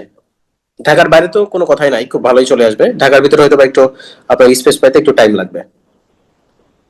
ইএনটির ক্ষেত্রে দেখুন, ইএনটি খুবই একটা ভালো একটা সাবজেক্ট, এবং যদি আমরা বলি যে চেম্বার প্র্যাকটিসের ক্ষেত্রে মানে উপজেলা থেকে শুরু করে ইউনিয়ন পর্যন্ত যেখানেই যাবেন সবখানে আপনি কিন্তু ইএনটি রোগী পাবেন। এবং খুবই ভালো একটা অপশন। গভর্নমেন্টের ক্ষেত্রে মোটামুটি 17টা সিট আছে, প্রাইভেটদের ক্ষেত্রে 19টা সিট আছে এখানে। তো এই হলো ইনস্টিটিউট গুলো আমরা দেখছি এই জায়গাগুলোতে। এখানে সবচেয়ে ভালো হলো যে ন্যাশনাল ইনস্টিটিউট অফ ইএনটি, এটা সবচেয়ে ভালো। ডিএমসি কিন্তু খুবই ভালো একটা অপশন, খুবই ভালো। হ্যাঁ, ডিএমসি এদিক থেকে বিএমইউ কিন্তু অনেক পিছিয়ে আছে। তো ন্যাশনাল ইনস্টিটিউট এখানেও অনেকগুলো ওটি হয়। ডিএমসি সবচেয়ে বেটার, হ্যাঁ একেবারে বেটার হলো ডিএমসি, দেন হলো ন্যাশনাল ইনস্টিটিউট, এগুলা। আচ্ছা, তো এখানে আমরা যদি গত সেশনের রেজাল্টটা দেখি, দেখুন যে এতগুলা এখানে চান্স পেয়েছেন। তো একটা বিষয় হলো যে এখানে চান্স পাইতে হলে এখানে একটা জিনিস আমার বলা হয় নাই, এই ইএনটির ক্ষেত্রে কিন্তু খুব ভালো নাম্বার আপনাকে পেতে হবে। হ্যাঁ, চেম্বার প্র্যাকটিস এক্সেলেন্ট, প্রমোশনও এক্সেলেন্ট। হ্যাঁ, এখানে যারা ফিমেল যারা আছেন তাদের ক্ষেত্রে একটু টাফ। ফিমেলদের ক্ষেত্রে কিন্তু ইএনটি সার্জনটা অনেকেই মানে দেখবেন যে যারা চান্স পায় অধিকাংশ ছেলে। কারণ এই নাক কানের যে অপারেশন গুলো একটু কেমন একটা, দেখবেন যে ওই ওই ওই জায়গার রিজনটাও কেমন, অ্যানাটমি যখন আমরা পড়ছি দেখবেন যে ওই রিজনটাই কেমন একটা হেফাজত, তাই না? তো ওখানে সার্জারি গুলো দেখবেন কেমন একটা মানে ইয়ে লাগে। এই জন্য ফিমেল সার্জন যারা আছেন তারা কিন্তু এখানে যাই কম। অধিকাংশ দেখবেন যে মোটামুটি 90% এখানে হলো মেল ডক্টর, হ্যাঁ, যারা আইএনটিতে আছেন। আর pass rate excellent, pass rate মোটামুটি খুবই ভালো। ফেজ এ ফেজ বি সবখানে পাস রেট খুবই ভালো। তবে আপনাকে এন্ট্রি লেভেলে চান্স পাইতে গেলে আপনাকে খুব ভালো একটা নাম্বার পাইতে হবে। হ্যাঁ, মিনিমাম 155 প্লাস আপনাকে নাম্বার পাইতে হবে, 155 টু 160 এরকম নাম্বার পাইতে হবে। ঢাকার মধ্যে থাকতে গেলে 160 প্লাস নাম্বার আপনাকে থাকতে হবে। ঠিক আছে। অপথলমোলজি খুবই ভালো একটা সাবজেক্ট, যদিও এটা হলো মানে ফিমেলদের জন্য সবচেয়ে ভালো অপশন, ফিমেলদের জন্য সবচেয়ে ভালো অপশন। আর এখানে আমরা দেখছি যে গভর্নমেন্ট ক্যান্ডিডেটদের ক্ষেত্রে মোটামুটি 16টা সিট এখানে আছে, প্রাইভেটদের ক্ষেত্রে 31 এখানে সিট আছে। তো এইটা কিন্তু আমরা এই যে এটা এভারেজ একটা গত কয়েক সেশনের একটা এভারেজ আমরা দিয়েছি, কিন্তু গত সেশনটা দেখলাম আমরা, যেমন এটা দেখি যে মার্চ 26 সেশনে যদি রেজাল্ট দেখি আমরা, এখানে কিন্তু এই প্রাইভেটদের জন্য কিন্তু 31টা সিট এখানে ছিল না। হ্যাঁ, কারণ বেশ কয়েকটা সিট দেখি ফাঁকা গিয়েছে, যেমন এই যে ইনস্টিটিউট অফ কমিউনিটি অফথলমোলজি চিটাগং, এখানে হয়তো ফাঁকা গিয়েছে, এই জন্য এখানে খালি দেখাইছে। তবে তার আগের সেশন গুলোতে মোটামুটি প্রাইভেটদের জন্য সিট এখানে অনেক ছিল। হ্যাঁ, অ্যারাউন্ড 30টার মতো। আর গভর্নমেন্টের জন্য দেখি আমরা যে অ্যারাউন্ড 16টার মতো সিট ছিল, কারণ এখানে অনেকগুলো প্রাইভেট ইনস্টিটিউট আছে। যেমন দেখুন যে এই একটা ইস্পাহানি ইসলামী হসপিটাল, হ্যাঁ, তারপর হলো যে গভর্নমেন্ট হসপিটাল যেটা বললাম চট্টগ্রাম, দেন লায়ন্স আই হসপিটাল, এগুলো সবগুলো কিন্তু প্রাইভেট। বারডেম, এগুলো কিন্তু প্রাইভেট। হ্যাঁ, আর্ম ফোর্স প্রাইভেট। এই জন্য প্রাইভেটদের জন্য, যারা প্রাইভেট ক্যান্ডিডেট তাদের জন্য এখানে সিট বেশি। আর গভর্নমেন্টের জন্য এখানে সিট কিন্তু একটু কম। এই যে 16টার মতো সিট আছে গভর্নমেন্ট ক্যান্ডিডেটদের জন্য। তো পাস রেট এখানে চেম্বার প্র্যাকটিস মোটামুটি ভালো। মোটামুটি ইয়ে যারা একটু এস্টাবলিশ হয়ে গেলে দেখবেন যে চোখের রোগী মোটামুটি আপনার কাছে অনেকেই আসবে। প্রাইভেট সেক্টর এবং গভর্নমেন্ট সেক্টর সবখানেই মোটামুটি ভালো আছে। তবে যারা প্রাইভেট সেক্টরে যারা আছেন তাদের জন্য আসলে এইগুলা যারা যেগুলা স্পেশালিটি সাবজেক্ট যেগুলা, তাদের জন্য কিন্তু বললাম যে আপনাকে একটু লিঙ্ক মেনটেন করে চলতে হবে। কারণ গভর্নমেন্টটা চাইলেই একটা গভর্নমেন্ট হসপিটালে যায় পরবর্তীতে তাদেরকে হাত চাপা করতে পারবে, কিন্তু আপনাদের কিন্তু এই সুযোগটা একটু কম। এই জন্য আপনাদেরকে একটু লিয়াজু মেনটেন করে কোনো একটা সিনিয়রের সাথে বা কোনো সিনিয়র স্যারের সাথে থেকে আর একটু ইফিসিয়েন্ট আপনাকে হইতে হবে। ফিমেলদের ক্ষেত্রে খুবই ভালো একটা অপশন, এবং দেখবেন যে অপথলমোলজিতে মানে অধিকাংশ ডক্টররাই ফিমেল ডক্টর বেশি এখানে। সবচেয়ে বেশি দেখবেন যে অপথলমোলজিতে ফিমেল ডক্টররা। সার্জারি ফ্যাকাল্টি যতগুলো সাবজেক্ট আছে এর মধ্যে সবচেয়ে বেশি সংখ্যক ফিমেল ডক্টররা যারা হলো অপথলমোলজিতে ক্যারিয়ার করতেছে। দেখলে আমরা যে রেজাল্ট গুলো, গত সালের যে রেজাল্ট গুলো বাস আমরা এখন যেগুলো দেখাচ্ছি খেয়াল করবেন আপনি, দেখবেন অধিকাংশ হলো ফিমেল ডক্টর। পাস রেট মোটামুটি ভালো। আমাদের গত 2-3 দিন আগে পেজের পাশের রেজাল্ট দিয়েছে অপথলমোলজি। তো পাস রেট মোটামুটি অধিকাংশ জায়গাতেই পাস রেট ভালো। কোনো কোনো জায়গাতে একটু ঢাকার বাইরে যেগুলা হয়তো 60% মতো পাস করছে, তো বাকি জায়গাগুলোতে দেখলাম যে অধিকাংশ পাস রেট যথেষ্ট ভালো। পাস মার্ক মোটামুটি ধরেন যে 140 প্লাস আপনাকে নাম্বার পাইতে হবে। ঢাকার ভিতরে চান্স পাইতে গেলে অবশ্যই আপনাকে আরেকটু বেশি নাম্বার পাইতে হবে। কারণ ঢাকার ভিতরে চান্স পাইতে গেলে সবাই চায় যে ঢাকার ভিতরে থাকতে, কারণ এখানে যে এনভায়রনমেন্টটা প্লাস এখানে যে ডিউটি প্রেশারটা একটু কম, যে কারণে এখানে পাস করাটা একটু কম্পারেটিভলি কিন্তু ইজি। ঢাকার বাইরে থেকে পড়াশোনা করা, পাস করা একটু টাফ হয়ে যায়। কমিউনিটি অপথলমোলজি এটাও অনেকটা আমাদের অপথলমোলজির মতোই অনেকে কিন্তু এখন দেখবেন যে এই যে যারা কমিউনিটি অপথলমোলজি প্লাস হলো অপথলমোলজি, দুইটা কিন্তু একই ক্যাটাগরিতে চলতেছে। হ্যাঁ, দেখবেন যে সবাই মোটামুটি অপথলমোলজি সিস্টেমে প্র্যাকটিস করতেছে, সবাই কম বেশি একই সাবজেক্টে মানে একই ধরনের ইয়েগুলো করতেছে। এবং সিটের ক্ষেত্রে হিসাব করলে মোটামুটি 5 থেকে 6টা সিট। হ্যাঁ, এবং কোনোবার একটু 6টা, কোনোবার 5টা, আমরা যদি দেখি যে এই যে লাস্ট সেশনটা, এখানে আমরা 5টা সিট দেখেছি বিএমও তে, গভর্নমেন্ট 5টা, প্রাইভেট 5টা, কিন্তু গভর্নমেন্ট ক্যান্ডিডেট কেউ এখানে চান্স পায় নাই, অথবা হয়তো বা পাস রেজাল্ট আসে নাই, যে কারণে এখানে ফাঁকা গিয়েছে। প্রাইভেট ক্যান্ডিডেট আসছে 5টা। তার আগের সেশন সম্ভবত 6 জন আর কি নিয়েছিল। আচ্ছা, এখানেও মোটামুটি অপথ্যালমোলজির মতোই, এটা মেয়েদের জন্য অবশ্যই ভালো অপশন। কাট মার্ক আপনাকে একটা এভারেজ কাট মার্ক পাইতে হবে। পাস রেট যথেষ্ট ভালো। পাস রেট আপনাকে এই যেমন এই গত কয়েকবার পাস রেট একটু খারাপ ছিল, লাস্ট যে 2-3 বার পাস রেট খুবই খারাপ ছিল। তবে এইবার কিন্তু আমরা দেখলাম যেটা ফেজেতে কিন্তু পাস রেট যথেষ্ট ভালো পাস রেট, হ্যাঁ, মোটামুটি অধিকাংশ জায়গাতে 80-90% পাস করছে, ইভেন 100%ও পাস করছে দেখলাম কয়েকজন। পেডিয়াট্রিক সার্জারি যদি আমরা চিন্তা করি, গভর্নমেন্টের ক্ষেত্রে 22টা সিট আছে, আর প্রাইভেটের ক্ষেত্রে একটু সিট সংখ্যা বেশি, মোটামুটি এখানে 32টা সিট আছে। তো এটা হলো গতবারের আগের বারের রেজাল্ট। এটা, হ্যাঁ, দেখুন যে আমরা এখানে যেমন অনেকগুলা প্রাইভেট ইনস্টিটিউট আছে, গতবার আগের বারের রেজাল্ট এটা। কিন্তু এইবার আবার একটু সিট সিট মাত্র 2 জায়গায়, হ্যাঁ, এইবার দেখলাম 3 জায়গায়, সরি। একটা হলো যে বিআইসিএস আছে, বিএমও তে আছে, আর ঢাকা মেডিকেলে। কিন্তু গতবারের আগের বার যে তোমাদের প্রফেশনাল রেজাল্ট কিন্তু এটা দেখুন যে অসংখ্য সিট ছিল এখানে, হ্যাঁ, অসংখ্য সিট। মোটামুটি যে প্রাইভেট ক্যান্ডিডেট ছিল 32 জন, আর গভর্নমেন্ট 22। আর এইবার আবার সিট সংখ্যা দেখি কমাই দিয়েছে, ইনস্টিটিউট সংখ্যা করছে, হয়তো বা এটা কেন জানি না, হয়তো বা সিট চান্স পায় নাই, বা নাকি সিট ক্যান্সেল করছে, এটা আমি জানি না এক্স্যাক্টলি। এবার মাত্র 3টা ইনস্টিটিউটে পেডিয়াট্রিক সার্জারি ক্যান্ডিডেট দিকে নেওয়া হয়েছে। আর পেডিয়াট্রিক সার্জারিতে কিন্তু পাস রেট একটু, ফেজের পাস রেট কিন্তু একটু খারাপ, হ্যাঁ, এটা মাথায় রাখতে হবে। ফেজ বিতেও পাস রেট একটু খারাপ, বিশেষ করে যে শিশু হসপিটাল, ওখানে নাকি একটু পরিবেশটাও নাকি খুব একটা ভালো না, হ্যাঁ, এটা যারা অনেকে কোর্স ছেড়ে দিয়েছে, এজন্য একটু চিন্তা ভাবনা করে আপনাকে ঢুকতে হবে। যে একটু টক্সিক এনভায়রনমেন্ট আছে, এই টক্সিক এনভায়রনমেন্ট মেনে নেওয়ার মতো এবিলিটি থাকলে তখন আপনি এটাকে চুজ করেন।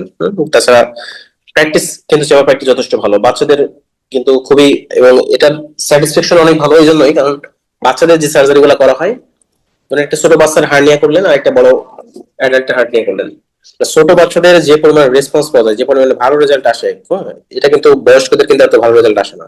এই জন্য এটা আপনার পেশেন্ট স্যাটিসফ্যাকশনও ভালো, সার্জন স্যাটিসফ্যাকশনও খুবই ভালো।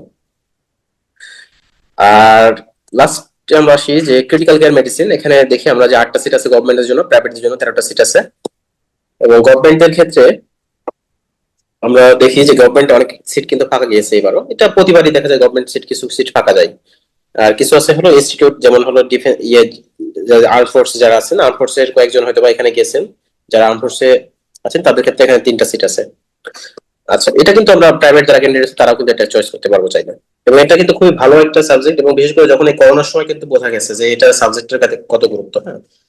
তো এটার সাথে অ্যানেস্থেসিওলজিস্টের একটা খুব মানে ভালো একটা সম্পর্ক নাই, কারণ যারা অ্যানেস্থেসিওলজিস্ট যারা আছেন তারাও দেখা যাচ্ছে ইন্টিউবেশন করতেছেন, আর যারা আইসিসিএম এ আছেন তারাও ইন্টিউবেশন করতেছেন। যারা অ্যানেস্থেসিওলজিস্ট আছেন এতদিন পর্যন্ত কিন্তু আইসিইউ ম্যানেজ করতে অ্যানেস্থেসিওলজিস্টের ডক্টররা, কিন্তু এখন কিন্তু আইসিইউ ম্যানেজ করার জন্য এসিসিএম এর যারা কনসালটেন্ট যারা বের হচ্ছেন, এনারা কিন্তু আছেন।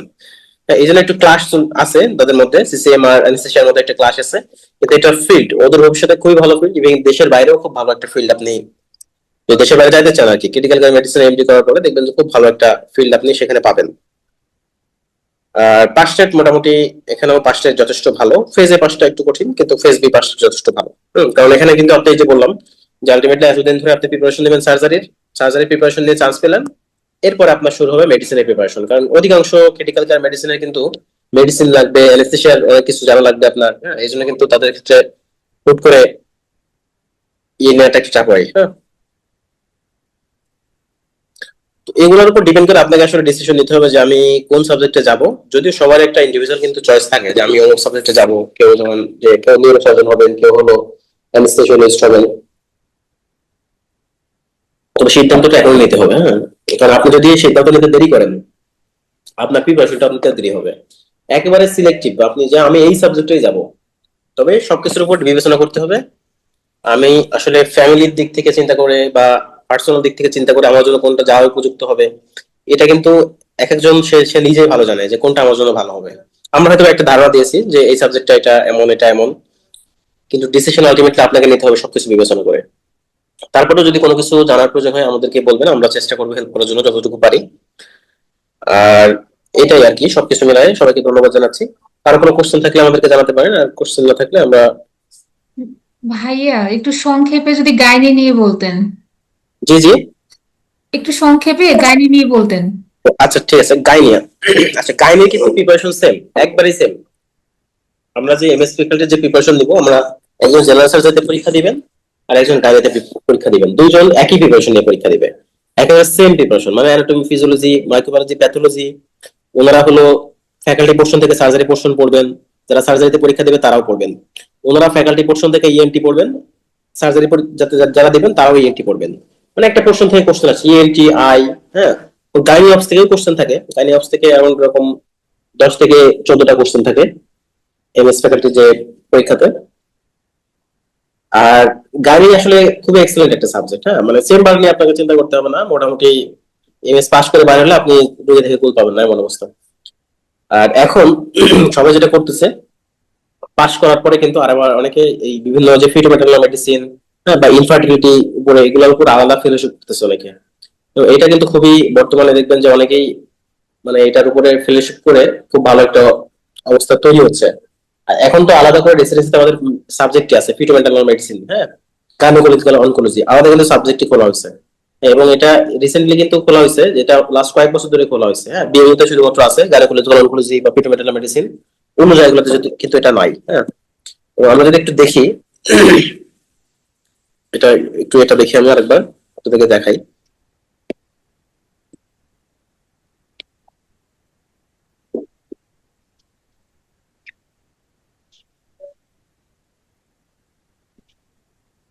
আচ্ছা, আর পাস রেট ভালো, যথেষ্ট ভালো। ইভেন ঢাকার বাইরে যারা আছেন তাদেরও পাস রেট কিন্তু গাইনিতে ভালো। গাইনি আসলে তারা মানে সবাই, এটা সত্য কথা বলতে কি, মানে ছেলেদের চেয়ে মেয়েরা অনেক বেশি পড়াশোনা করে, যে কোনো তারা কিন্তু দেখবেন যে ঢাকার বাইরে থাকুক আর যেখানে থাকুক, আলটিমেটলি কিন্তু তারা পাস করে বের হয়ে যাচ্ছে। আর এই জন্য এটা নিয়ে বরং ঢাকার বাইরে একটা সুবিধা আছে, সুবিধা হচ্ছে যে ঢাকার বাইরে যারা আছেন, নিজের এলাকাতে আছেন, তারা দেখা যাচ্ছে যে এই কোর্সে থাকা অবস্থায় অনেকেই মোটামুটি হয়তো বা সপ্তাহে একদিন নিজের এলাকায় যাচ্ছেন, ওখানে চেম্বার প্র্যাকটিস করতেছেন, এবং তাদের ক্ষেত্রে কিন্তু পরবর্তীতে একটা ভালো ফল তারা পাচ্ছেন। দেখুন দেখুন এখানে রিপ্রোডাক্টিভ যে এন্ডোক্রাইনোলজি এন্ড ইনফার্টিলিটি, এটাও গাইনির একটা ব্রাঞ্চ। এখানে কিন্তু দেখুন যে গভর্নমেন্ট ক্যান্ডিডেটরা এখানে 4টা সিট এবং প্রাইভেট ক্যান্ডিডেট সবার জন্য 4টা করে সিট আছে। এটা হলো গাইনির একটা ব্রাঞ্চ কিন্তু। দেন যদি দেখি এরপরে আমাদের ইয়ে সাবজেক্টটা, শুধুমাত্র গাইনি বা আমরা গাইনি বলে যেটাকে জানি, হ্যাঁ, এখানে অনেকগুলো সাবজেক্ট, হ্যাঁ, অনেকগুলো জায়গাতে সিট আছে কিন্তু।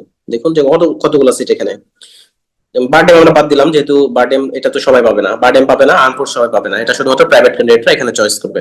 আর বিএমইউ তে সিট আছে, বিএমইউ চট্টগ্রাম, ঢাকা মেডিকেল, আইএমসিএইচ আছে, দেন ময়মনসিংহ মেডিকেল, রাজশাহী, রংপুর, শহীদ সোহরাওয়ার্দী, স্যার সলিমুল্লাহ, হ্যাঁ, সিলেট ওসমানী, সবখানে মোটামুটি মানে বিভাগীয় শহরগুলোতে অধিকাংশ জায়গাতেই দেখেন যে এখানে সিট কিন্তু আছেই। সো এটা চুজ করতে হবে আপনাকে। তবে ঢাকার ভিতর থাকতে গেলে আপনাকে ধরে নিতে হবে আমাকে 155 পাইলেও হয়তো বা ঢাকাতে চান্স হবে না, হ্যাঁ, আপনাকে 160 প্লাস নাম্বার পাইতে হবে, 160 প্লাস টার্গেট করে আগাইতে হবে, হ্যাঁ। হয়তো বা আপনি 155 বা 150 পেয়েও আপনি ঢাকার বাইরে চান্স পাবেন, 150 পাইলে মোটামুটি চান্স হয়ে যাবে ঢাকার বাইরে যে কোনো জায়গাতে। কিন্তু ঢাকার ভিতর থাকতে গেলে গাইনি সাবজেক্টে যারা আছেন আপনাকে মিনিমাম ধরে রাখেন যে 160 প্লাস আপনাকে টার্গেট রাখতে হবে, কারণ এটা কিন্তু খুবই কম্পিটিটিভ। কারণ অধিকাংশ দেখবেন যে আমাদের ভাই বোন যারা পুরো আছেন, অধিকাংশ কিন্তু সবাই ফার্স্ট টার্গেট থাকে গাইনি। গাইনিতে কিন্তু পরীক্ষার্থী অনেক পরীক্ষার্থী, যারা শুধুমাত্র গাইনিতে পরীক্ষা দিবে দেখবেন অসংখ্য পরীক্ষার্থী, মানে জেনারেল সার্জারিতে যে কজন পরীক্ষা দিবেন তার মিনিমাম দেখবেন 10 গুণ থাকে গাইনিতে পরীক্ষার্থী। ঠিক আছে, এই জন্য কিন্তু আপনাকে প্রিপারেশনটা ওইভাবে নিতে হবে। তাছাড়া আরো কয়েকটা ইয়ে আছে আপনাদের গাইনির, এই যে গাইনোকোলজিক্যাল অনকোলজি, শুধুমাত্র বিএমইউতে সিট আছে, দেখুন যে 4টা করে সিট আছে। যদি আপনার আমার কাছে মনে হয় যে আপনাদের যদি ফার্স্ট চয়েস থাকে যে গাইনি সাবজেক্টে ঢুকবো, আপনি শুধুমাত্র গাইনি অ্যান্ড অপসে একটা বেটার অপশন। এর পরবর্তীতে আপনি এগুলো তো ফেলোশিপ করা যায় আলাদা করে, 2 বছরে কিন্তু অনেক সময় বিভিন্ন সিস্টেম করে ফেলোশিপে ঢোকা যায়, হ্যাঁ। এই জন্য কিন্তু সরাসরি আপনি গাইনি চয়েস করতে পারেন। কারণ গাইনোকোলজিক্যাল অনকোলজি এটাও চয়েস করতে পারেন যদি মনে হয় যে না, আমি একবার ঢাকাতে সেটেল, আমার তো বেশি চাপ টাপ দিতে ইচ্ছা করতেছে না, আমি এগুলাই করবো শুধু, আর অন্য কিছু করবো না, তখন এটা চয়েস করতে পারেন। কিন্তু যারা পেরিফেরিতে বা যারা ধরেন যে অধিকাংশ তো আমরা ঢাকার বাইরে থেকে বড় হয়েছে বা যা ইয়েতে আসছে ঢাকার বাইরে যাবো, তাদের ক্ষেত্রে অবশ্যই গাইনির পুরা এটা করার পরে তারপর ফেলোশিপ করাটা একটা বেটার একটা অপশন। তো এটাই ছিল মোটামুটি। আর কারো কিছু কিছু জানার থাকলে একটু কাইন্ডলি জানান। আসসালামু আলাইকুম ভাই, একজন আপু জানতে চাচ্ছিল ইন্টারভেনশনাল রেডিওলজি সম্পর্কে। ও আচ্ছা আচ্ছা। আচ্ছা, ইন্টারভেনশন রেডিওলজিস্ট এটা কিন্তু খুবই এক্সিলেন্ট, হ্যাঁ, এবং এটা দেখবেন যে আরো হয়তো বা এখনো আমরা অত বেশি পাই না, কিন্তু আরো 5 বছর পরে এটার খুব ভালো একটা আউটকাম আমরা পাবো। এবং লাস্ট যদি আমরা চিন্তা করি লাস্ট কয়েক বছর ধরে, এমন যেমন এখন এই যে ইআরসিপি এমআরসিপি কিন্তু মানে জেনারেল সার্জনরাই করতেছেন, তাই না? কিন্তু এটা দেখবেন যে আরো যত সময় যাবে আস্তে আস্তে এই ইআরসিপি এমআরসিপি বা ওই যে পিটিপিটি করতেছে, হেপাটোবিলারি সার্জনরা করতেছে বা জেনারেল সার্জনরা করতেছে, এটা এক সময় যারা রেডিওলজিস্ট আছেন তাদের কাছে চলে যাবে। তো এটা খুব ভালো অপশন। ইন্টারভেনশন রেডিওলজি, রেডিওলজি খুবই এক্সেলেন্ট একটা সাবজেক্ট, মানে খুবই এক্সেলেন্ট এবং সাবজেক্ট। এখনই ভাই এই পিটিবিডিটা এখন মোটামুটি বলতে গেলে রেডিওলজিস্টরাই বেশি করে, হ্যাঁ হ্যাঁ, এই যে ইন্টারভেনশনাল যেগুলো ফ্যাসিলিটি রেডিওলজি। আছে তারাই বেশি করতেছে। আচ্ছা, আরেকজন আপু আহ, ও আচ্ছা, হ্যাঁ আমি দেখছি এটা কোনটা, যে কলেক্টিভ সার্জারিতে ফিমেল ফ্যামিলি টাইম মেনটেন করা যায় কেমন? হ্যাঁ যায়, অবশ্যই যায়। কারণ এখানে কিন্তু খুব বেশি যে একেবারে আপনার রাত 1টার সময় বা রাত 2টার সময় আপনাকে করতে হবে এমন কেস কম থাকে। তবে কি যে কোনো সাবজেক্টেই আপনি যখন মানে কোর্সে থাকবেন, কোর্সে থাকা অবস্থায় আপনাকে কিন্তু একটু টাফ, ওখানে আপনাকে ইমার্জেন্সি করা লাগবে, ওইখানে আপনার মানে রেগুলার ডিউটি আছে, ইভিনিং ডিউটি আছে। কিন্তু মোটামুটি ভালো, ফিমেলদের জন্য খুবই ভালো একটা অপশন কোরেক্টাল সার্জারি, খুবই ভালো অপশন। সিসিএম ফিমেলদের জন্য কেমন, এটাও বেটার অপশন, কারণ এখানে কিন্তু আপনার যত ইমার্জেন্সি, ইমার্জেন্সি শুধুমাত্র আইসিইউ এর মধ্যেই বা আপনার এর মধ্যেই, এটা ভালো, ফিমেলদের জন্য অবশ্যই ভালো একটা অপশন। এখানে হচ্ছে সিসিএম এর ইমার্জেন্সি হলো, এখানে ইমার্জেন্সি হলো ভাই যেটা বলতে চাইছে যে হচ্ছে দেখি সাধারণত সিসিএম এ ক্রিটিক্যাল কেয়ারে মানে আইসিইউ তে তো রোস্টার করে ডিউটি থাকে, আপনি ডিউটি নেই আপনাকে ডেকে নিয়ে আসছে এরকম খুব কমই হবে হুম, সাধারণত। হ্যাঁ। আর কারো কোনো পাস রেট কেমন সিসিএম এ? হ্যাঁ, পাশে যেটা বললাম আপু, ফেস বিতে পাশে যথেষ্ট ভালো। আর এটা আসলে ডিপেন্ড করে বুঝছেন, কারণ হলো যে এখানে যে আমরা যেহেতু পরীক্ষা যখন হবে, পরীক্ষা আসলে কোন স্যার আসতেছে এটার উপর ডিপেন্ড করে পাস রেট। সাপোজ যেমন আপনাদের যখন ক্রিটিক্যাল কেয়ার মেডিসিনের ফেজে যখন পরীক্ষা হয়, এখানে তো মেডিসিনের অনেক পার্ট থাকে, এই জন্য মেডিসিনে কিন্তু কয়েকজন স্যার পরীক্ষা নিতে আসেন ফেজে। এখন ধরুন যে মেডিসিনের যে স্যারটা, যেমন এই যে মমতাজ স্যারের নাম শুনলে সবাই ভয় পায়, আর মমতাজ স্যার আপনার কপালে পড়ে গেল, তার মানে আপনি ধরে নেন যে আপনার ওই সেশনে পাস হচ্ছে না। উনি যদি 10 জনের পরীক্ষা নেয় হয়তো 2জন পাস করাবে, বাকিগুলা ফেল করাবে, এবং এমন ভাবে ফেল করায় যে কোনোভাবে তোলার সুযোগ নাই। তো এরকম সার্জারি ক্ষেত্রেও সেম ভাবে থাকে, সার্জারি যেমন বেশ কয়েকজন স্যার আছেন, বিমুক্ত কয়েকজন স্যার আছেন জেনারেল সার্জারি, ওনারা ওনাদের টার্গেটে থাকে ফেল করানোর। মানে নর্মালি কিন্তু অধিকাংশ স্যারই চাই পাস করাইতে, কিন্তু ওই স্যারগুলো টার্গেটে থাকে ফেল করানোর, হ্যাঁ, যে জন্য এটা ডিপেন্ড করবে যে কোন স্যারের কপালে মানে কার ইয়েতে পড়ছেন আপনি। তবে মোটামুটি পাস রেট কিন্তু ভালো, সিস্টেম পাস রেট ভালো। যদিও ফেজে যদি আপনি রেজাল্ট দেখেন, এবার তো এখনো মনে হয় রেজাল্ট দেয় নাই, অথবা কিছুদিনের মধ্যে রেজাল্ট দিবে, কারণ এইবার গত কয়েক সেশনের তুলনায় কিন্তু এবার রেজাল্ট অনেক বেশি ভ্যারি করবে, হ্যাঁ, কারণ অনেক এক্সামিনার চেঞ্জ হয়েছে, আগে যারা পরীক্ষা নিতে এখন যারা নিচ্ছে না, এই জন্য কিন্তু রেজাল্ট অন্যবারের তুলনায় এবার অনেকগুলো রেজাল্টই দেখবেন যে একটু ভ্যারি করবে, হয়তো বা বাড়তে পারে, কোনোটা কমতে পারে, বা কোনোটা আগের মতো থাকতে পারে। তো ফেজে পাস করাটা একটু কঠিন হবে, যে বললাম আপনি এতদিন ধরে প্রিপারেশন নিয়েছেন সার্জারির, সার্জারি ফ্যাকাল্টির প্রিপারেশন নিয়ে হুট করে যখন আপনি মেডিসিনের আবার ডেভিডসন পড়া লাগতেছে আপনার, বা আবার অ্যানেস্থেসিয়ার বই পড়া লাগতেছে, তখন একটু প্রিপারেশনটা কঠিন হয়ে যায়। আর ওখানে যে জিনিসগুলো পড়া লাগবে পরবর্তীতে ফেজ বিতে গিয়ে, অধিকাংশ হয়তো বা আমরা ওগুলা মানে এমবিবিএস ল্যাবে পড়িই নাই। এই জন্য একটু সময় দিয়ে প্রিপারেশন নেওয়া লাগে, বা পাস করাটা একবার আসলে কোনোটাই পাস করা সহজ না, তবে কোনোটাই পাস করা আবার কঠিন না। ভাইয়া আর ফিমেল তার গভর্নমেন্ট জন্য সার্জারির কোন কোন সাবজেক্ট গুলো ভালো হবে? আচ্ছা, ফার্স্ট অফ অল হলো জেনারেল সার্জারি, এটা গভর্নমেন্ট প্রাইভেট সবার জন্য better. Then colorectal surgery, hepatobiliary surgery, surgical oncology, খুবই ভালো অপশন, যে চারটা পর্যায়ে বললাম খুবই ভালো অপশন। আর যদি কেউ রেডিওলজিতে যেতে চাই, সবচেয়ে বেটার হলো রেডিওলজি, খুবই একেবারে রিল্যাক্স আপনি মানে থাকতে পারবেন মোটামুটি।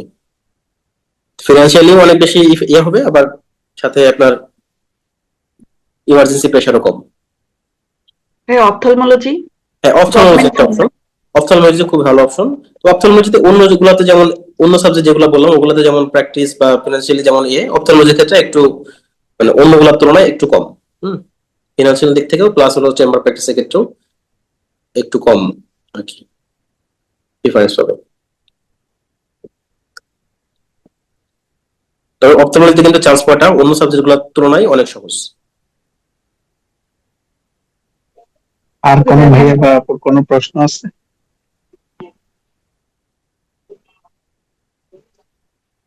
আচ্ছা, যদি প্রশ্ন না থাকে তাহলে এই ভাবে আমরা মনে হয় শেষ করে দিতে পারি। অসংখ্য আচ্ছা। অসংখ্য ধন্যবাদ মাহবুব ইমন ভাইকে আহ, একটা নাইস প্রেজেন্টেশন দেওয়ার জন্য।